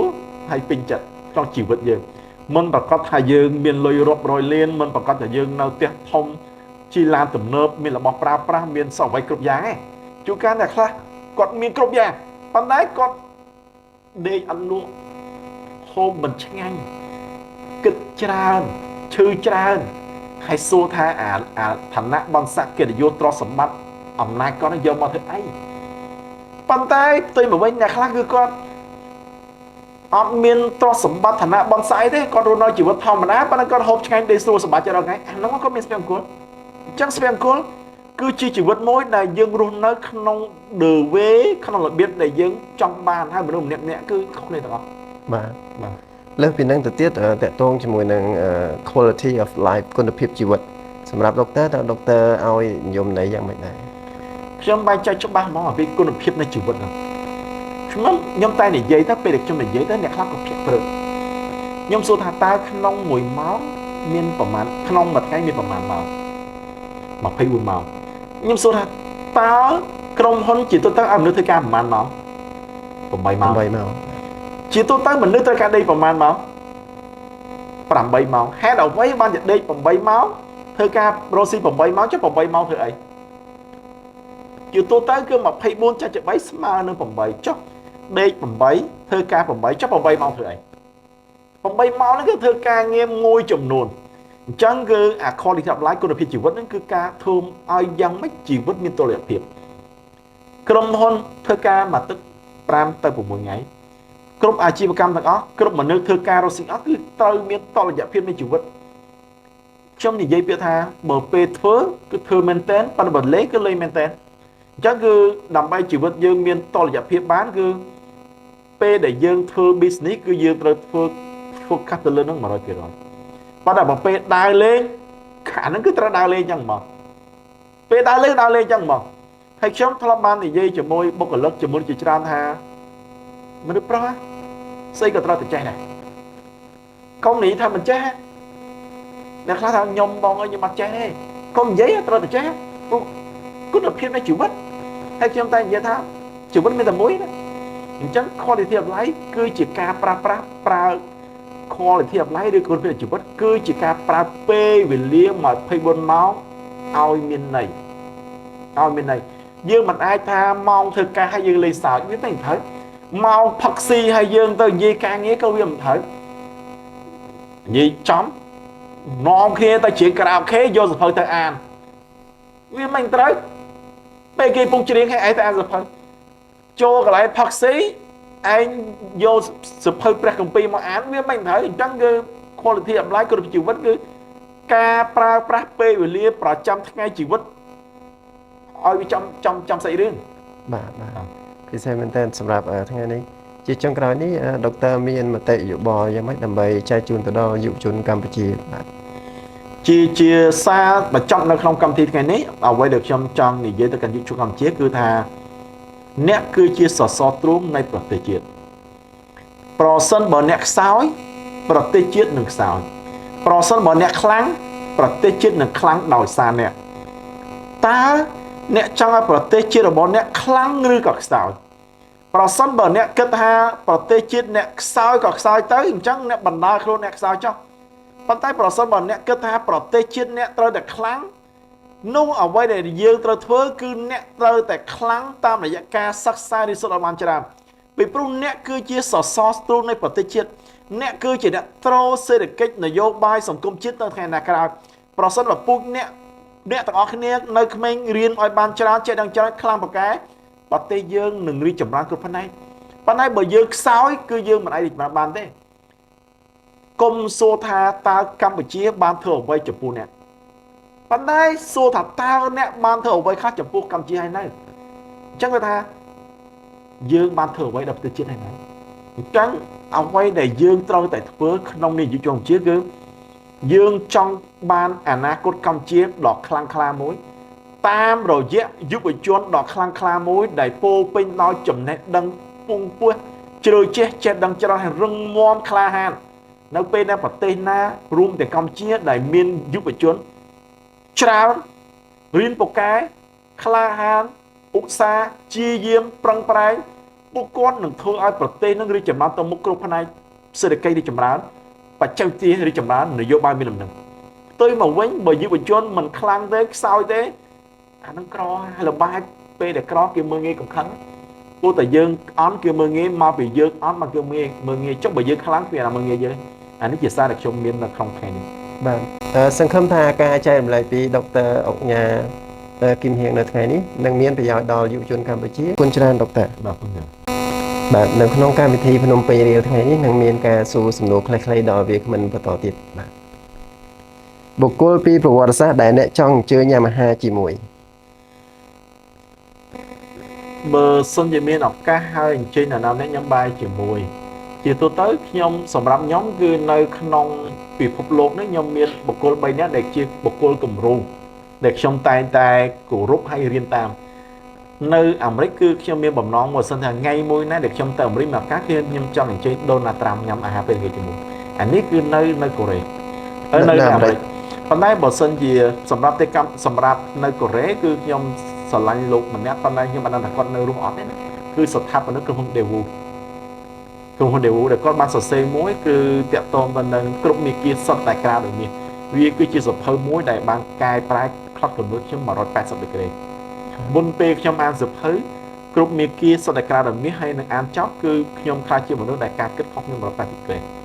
អានេះគឺជាបុគ្គលដែលនៅក្រៅប្រទេសបើនៅក្នុងប្រទេសកម្ពុជាជារួមខ្ញុំជាទូទៅបើយើងនិយាយទៅខ្ញុំគោរពស្រឡាញ់តែសម្ដេចយុរដ្ឋមន្ត្រីហ៊ុនសែនណាអានេះគឺជាកាប់តាំងក្មេងមកព្រោះតាំងពីធំនឹងក្តីមកគឺខ្ញុំដឹងថាសម្ដេចនេះធ្វើអ្នកធំហ្មងនេះ idol ខ្ញុំគាត់ជា idol ខ្ញុំនៅក្នុងប្រទេសកម្ពុជាយើងបាទពេលដែលអ្នកសប្បាយបំផុតក្នុងជីវិត happiest time ជាទូទៅពេលដែលខ្ញុំឯងនិយាយថាពេលដែលសប្បាយចិត្តបំផុតក្នុងជីវិតខ្ញុំប្រហែលជានឹកឃើញថាថ្ងៃដែលកូនសិស្សច្បងខ្ញុំកើតមកថ្ងៃដែលយើងមានកូនលើកដំបូងថ្ងៃនោះដូចជាថ្ងៃ8 ខែ 6 2008ពេលដែលយើងគ្រួសារខ្ញុំទៅពេទ្យពេលហ្នឹងគឺយើងទៅការហើយយើងមានកូនដំបូងគឺទៅពេទ្យគឺតែពីប្តីប្រពន្ធនេះតែពីប្តីប្រពន្ធគាត់ទៅពេទ្យហ្នឹងទៅពេទ្យជប៉ុនហើយបងអូនសញ្ញិតអីក៏អត់ទាន់មានណាគេមកមើលហើយយើងកូនដំបូងផងចង់និយាយថាវាមិនដឹងធ្វើអីចង់និយាយថាញញញ័រភីផភីអល់យកទៅពេទ្យទៅហើយពេលមួយនោះពេទ្យថាអូបានឆ្លងមកកូនស្រីពេលហ្នឹងគឺអារម្មណ៍យើងទៅហោះអញ្ចឹងបាទ wow I'm a father ខ្ញុំខ្លាចជាពុកគេហើយអញ្ចឹងពេលអារម្មណ៍ដែលលំភើបផងខ្ញុំថាជាអារម្មណ៍ដែលទទួលដំណឹងថាប្រពន្ធខ្ញុំហត់ទលេហើយនៅពេលពេទ្យធម្មតាចូលពេទ្យគេឲ្យប្តីចូលឯងមានតែពុននៅក្នុងហើយពេលនោះម៉ាក់ក្មេងបងប្អូននៅគ្មានណាមកនេះនិយាយព្រោះខ្ញុំតែឯងគត់នៅក្នុងពេទ្យជាមួយពេទ្យខ្ញុំនៅក្រៅតែឯងទៀតហើយកូនដំបងទៀតអញ្ចឹងគឺ PR ណាស់ដល់ពេលក្រោយមកពេទ្យថាអូបានចង់ទៅលេសុតទៀតហើយបានកូនស្រីអារម្មណ៍ដូចហោះលើមេឃចឹងវ៉ាវខ្ញុំគឺជាឪពុក and father នោះគឺជាអារម្មណ៍មួយដែលខ្ញុំថារំភើបផុតក្នុងជីវិតបាទការសប្បាយរីករាយដែលមានការសោកស្ដាយ guilty pleasure ជាទូទៅខ្ញុំមិនមែនជាមនុស្សភ្លើតភ្លើនទេហើយខ្ញុំមិនដែលសប្បាយអ្វីដែលសោកស្ដាយទេជាសុំទោសចំពោះសំណួរប៉ុន្តែខ្ញុំគឺជាមនុស្សដែលវិន័យខ្លាំងដាក់វិន័យខ្ញុំមិនដែលសប្បាយអ្វីហើយភ្លើតភ្លើនអត់ដែលធ្វើខុសអញ្ចឹងអ្វីដែលខ្ញុំសប្បាយហើយសោកស្ដាយគឺអត់មានទេបាទមហាសទ្ធិ3រូបដែលអ្នកសរសើរបំផុតនៅលើពិភពលោកខ្ញុំធ្លាប់បើយើងនិយាយទៅខ្ញុំអត់និយាយពីកម្ពុជាទេខ្ញុំនិយាយពីមហាសទ្ធិដែលយើងគួរតែសរសើរនៅក្នុងពិភពលោកគឺយើងនិយាយពីអ្នកដែលបង្កើតអ្វីដែលពិភពលោកគេប្រើឲ្យមានផលប្រយោជន៍ Facebook ទី1គឺ Facebook ហ្នឹងមកទី2ដែលយើងសរសើរគឺ iPhone បាទប៉ុន្តែ iPhone និង Facebook គឺក្រោយគេទេអ្នកដំបូងដែលយើងសរសើរជាងគេគឺ Bill Gates Microsoft Bill Gates គឺជាបុគ្គលដែលធ្វើឲ្យ technology ទី4យើងហ្នឹងគឺផ្លាស់ប្ដូរមកព្រោះអី Facebook iPhone ចេញក្រោយតែមុនដំបូងគេគឺ Bill Gates ហ្នឹងអ្នកបង្កើត Microsoft ហ្នឹងអញ្ចឹងមហាសទ្ធិ3នាក់ដែលខ្ញុំលើកឡើងគឺBill Gates Steve Jobs ហើយនិង Mark Zuckerberg 3នាក់ហ្នឹងគឺជាបុគ្គលមួយដែលថា amazing guy បាទក្រុមហ៊ុន3ដែលអ្នកសរសើរបំផុតធម្មតាខ្ញុំធ្លាប់បានអានសៀវភៅនិយាយពីប្រវត្តិក្រុមហ៊ុនជាច្រើនបើសិនជានិយាយពីក្រុមហ៊ុនដែលខ្ញុំសរសើរជាងគេនៅក្នុងពិភពលោកហ្នឹងគឺខ្ញុំមិនសរសើរ Steve Jobs ទេតើតើការរស់ស៊ីមនុស្សជាច្រើនគាត់ថា Steve Jobs គួរសរសើរខ្ញុំអត់សរសើរព្រោះអីគាត់ចេះរលួយចេះចាយបាទអញ្ចឹងបើសិនពីក្រុមហ៊ុនដែលយើងគួរតែសរសើរជាងគេទី1គឺខ្ញុំសរសើរលើក្រុមហ៊ុន Coca-Cola គឺជាក្រុមហ៊ុនមួយដែលបើយើងគិតទៅដូច amazing ប្រទេសណាក៏មានដែរនរណាក៏ប្រើរបស់គាត់ដែរមិនថាអ្នកឯងអ្នកធំអ្នកតូចក្មេងចាស់ខ្មៅសខ្ពស់ទេអត់ទេប្រើCoca-Cola ទាំងអស់អញ្ចឹងក្រុម Coca-Cola គឺជាក្រុមហ៊ុនមួយដែលយើងសរសើរគាត់ព្រោះគាត់ធ្វើឲ្យក្រុមហ៊ុនហ្នឹងគឺវា amazing មកអ ចឹងក្រៅពី Coca-Cola ហើយសូត្រក្រុមហ៊ុនទី2ដែលយើងសរសើរជាក្រុមហ៊ុនផ្លែគេខ្ញុំនៅតែឲ្យតម្លៃទៅក្រុមហ៊ុនបច្ចេកវិទ្យាក្រុមហ៊ុន Technology ចឹងដោយសារ Technology ហ្នឹងវាមានក្រុមហ៊ុនច្រើនដែលនៅក្នុងប្រទេសយើងបច្ចុប្បន្នហ្នឹងប៉ុន្តែការតាំងពីដើមមកហ្មងតាំងពីក្មេងមកគឺយើងដឹងពាក្យមួយថា video បាទខ្ញុំលើកពីថា video ហ្នឹងគឺ Sony ជាការពិតមនុស្សបច្ចុប្បន្នហ្នឹងប្រហែលជាគិតថា Sony មិនអស្ចារ្យព្រោះ Sony ជប៉ុនប៉ុន្តែតាំងពីដើមមកគឺ Sony គាត់ amazing ព្រោះគាត់និយាយថាតាំងពីយើងធំដល់ក្តីឡើងតាំងពីឆ្នាំ80ជាងមកហ្នឹងគឺ technology គឺ Sony លេខ1ទោះបីជាឥឡូវគាត់មិនខ្លាំងមែនប៉ុន្តែគាត់ធ្លាប់ជាក្រុមហ៊ុនដែលខ្ញុំសរសើរប៉ុន្តែបច្ចុប្បន្នគឺ Sony no more the number 1 ណាបាទហើយតាក់ទងនឹងក្រុមហ៊ុនក្រៅពី Coca Sony ដែល Coca ហ្នឹងគឺជាក្រុមហ៊ុនដែលខ្លាំងគ្រប់ចំនួន Sony បានមកប្រើទេប៉ុន្តែធ្លាប់ជាក្រុមហ៊ុនដែលខ្ញុំសរសើរដែរហើយបើសិនជាក្រុមហ៊ុនទី3ដែលយើងមើលថាតើក្រុមហ៊ុនមួយណាដែលយើងពិតជាសរសើរគាត់ធ្វើបានហ្មងខ្ញុំញីក្រុមហ៊ុនស្រុកចុះក្រុមហ៊ុនស្រុករងហើយខ្ញុំបានសិក្សាពីមហាសេដ្ឋីស្រុកខ្មែរមហាសេដ្ឋីខ្មែរខ្ញុំមើលឃើញថាតើនរណាគេដែលអាចមានតចំនួនណាមានមហាសេដ្ឋីស្រុកខ្មែរខ្លះគឺគាត់មានមែនប៉ុន្តែខ្ញុំមើលទៅបានតែចំនួនគាត់ហើយកូនគាត់ប្រចប់ហើយមានមហាសេដ្ឋីខ្លះដែលខ្ញុំមើលទៅគាត់ខ្លាំងមែនដល់ពេលកូនគាត់គឺចប់ហើយប៉ុន្តែខ្ញុំមើលឃើញអ្នកខ្លះគឺខ្លួនឯងខ្លាំងហើយកូនខ្លាំងហើយចៅនឹងខ្លាំងទៀតអញ្ចឹងបើយើងនិយាយពីក្រុមហ៊ុនស្រុកខ្មែរហ្មងខ្ញុំនិយាយអញ្ចឹងសុំទោសបើប៉ះពាល់ទៅដល់អ្នកមហាសេដ្ឋីស្រុកខ្មែរណាប៉ុន្តែខ្ញុំមើលឃើញទៅ10ឆ្នាំទៀតជិបម៉ងលេខ1ខ្ញុំមើលឃើញ model ដែលក្រុមហ៊ុនជិបម៉ងគាត់ធ្វើរាល់ថ្ងៃហ្នឹងគឺគាត់អាចតដល់លើសពី3ចំនួនបើក្រុមហ៊ុនផ្សេងៗដែលយើងមើលទៅគាត់ខ្លាំងមែនយើងទទួលស្គាល់គាត់ខ្លាំងប៉ុន្តែអាចគាត់ឬក៏ដល់កូនគាត់អីអាចអញ្ចឹងណាបាទបើក្រុមហ៊ុនខ្លះគឺបានតែគាត់ដល់កូនគាត់គឺអត់មានឈ្មោះទេអត់មានគីឡូមកអ្នកខ្លះគឺមានខ្លាំងប៉ុន្តែដល់កូនគាត់គឺអត់មានគីឡូចុះគេគឺបានបើថាគាត់គឺ top 5អញ្ចឹង top 10ដល់ពេលកូនគាត់គឺអត់បាន top 10ទេគឺបាន top 100មិនបានផងអញ្ចឹងកូនគាត់គឺសាមញ្ញហ្មងក្រុមហ៊ុនខ្លះគឺឪពុកបណ្ដាខ្លាំងហ្មងដល់កូនមកគឺអាចបានត្រឹម top 5 top 20ប៉ុន្តែខ្លះអត់បានទេប៉ុន្តែបើខ្ញុំមើលអា model ដែលខាងជិបមកគ្រប់គាត់ធ្វើខ្ញុំគាត់ថាពីចំណន់ទៅចំនួនមួយកាន់តែខ្លាំងព្រោះអីគាត់ foundation គ្រឹះគាត់មានច្រើនអញ្ចឹងបើខ្ញុំនិយាយនៅបរទេសហ្នឹងគឺមានកូកាមាន Sony បើស្រុកខ្មែរខ្ញុំថាជិបម៉ងប្រហែលជា10ឆ្នាំទៀតគឺលេខ1ស្រុកខ្មែរមក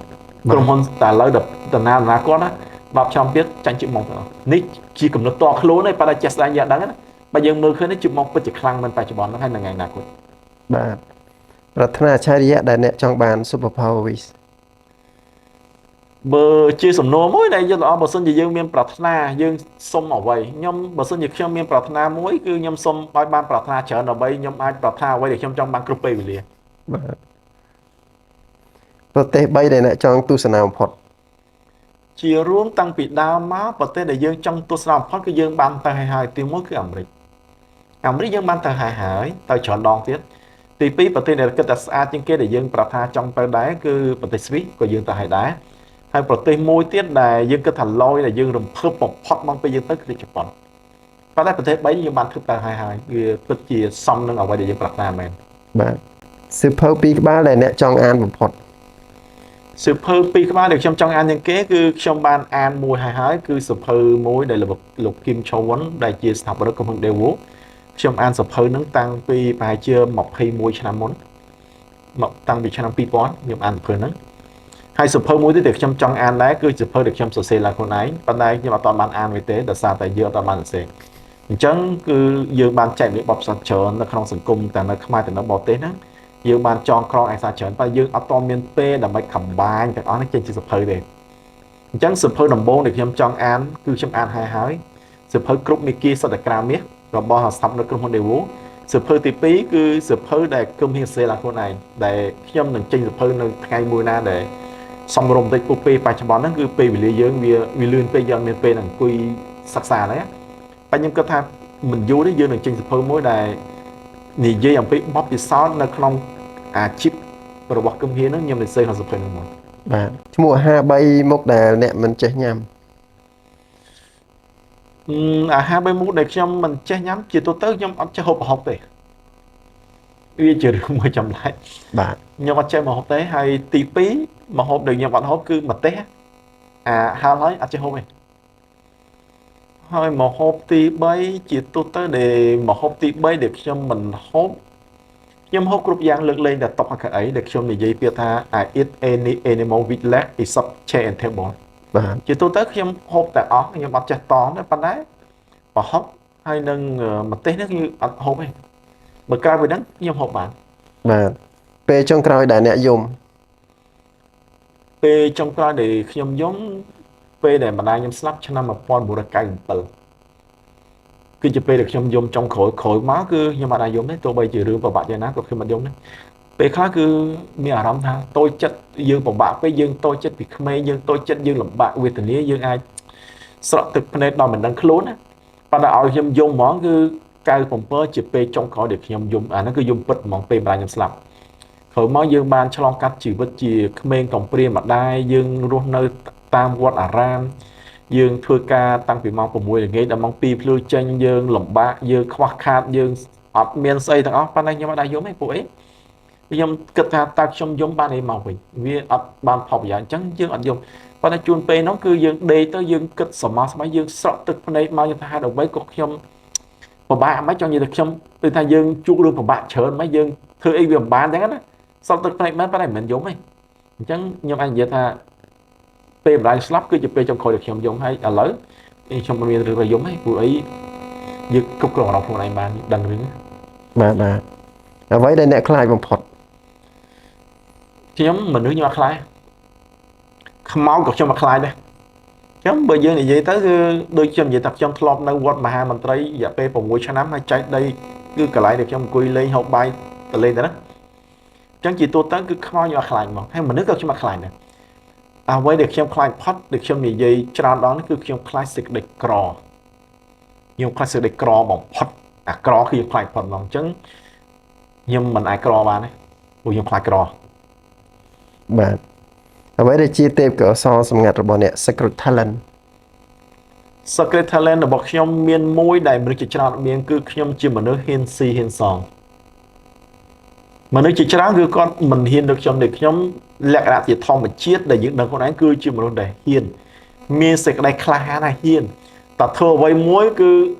ដាក់ជីវិតធ្វើហ្មងមិនមែនធ្វើលេងទេអញ្ចឹង challenge អ្វីដែលដងកំណាត់ខ្ញុំ challenge ខ្ញុំមានដែលមនុស្សច្រើនមិនមានគឺគំហៀងគឺជាមនុស្សដែលហ៊ានបាទហ៊ានសូមប្រាប់ពីអ្វីដែលអ្នកផ្សេងមិនដឹងពីអ្នកអ្វីជាច្រើនដែលគេមិនដឹងពីខ្ញុំគឺ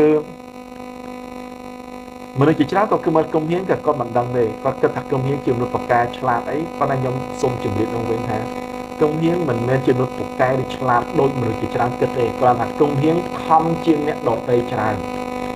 ខ្ញុំរៀនបានច្រើនមិនមែនខ្ញុំឆ្លាតទេប៉ុន្តែខ្ញុំខំរៀនណាស់ខ្ញុំរលួយបានច្រើនមិនមែនខ្ញុំប្រកែរលួយប៉ុន្តែខ្ញុំខំរលួយណាស់អញ្ចឹងមនុស្សជាច្រើនដែលគិតថាគំហៀងនឹងគាត់ប្រកែគាត់ឆ្លាតអ្នកគិតខុសហើយគំហៀងមិនប្រកែក៏មិនឆ្លាតជាងបងប្អូនប្រជាជនកម្ពុជាទូទៅដែរប៉ុន្តែអ្វីដែលបងប្អូនប្រហែលជាមិនដឹងគឺខ្ញុំខំណាស់រាល់ថ្ងៃនេះគឺខ្ញុំខំធ្វើការរស់ស៊ីណាមិនបានតនេច្រើនទេគឺយើងខំអញ្ចឹងបើគិតជាមធ្យមភាពរវាងថា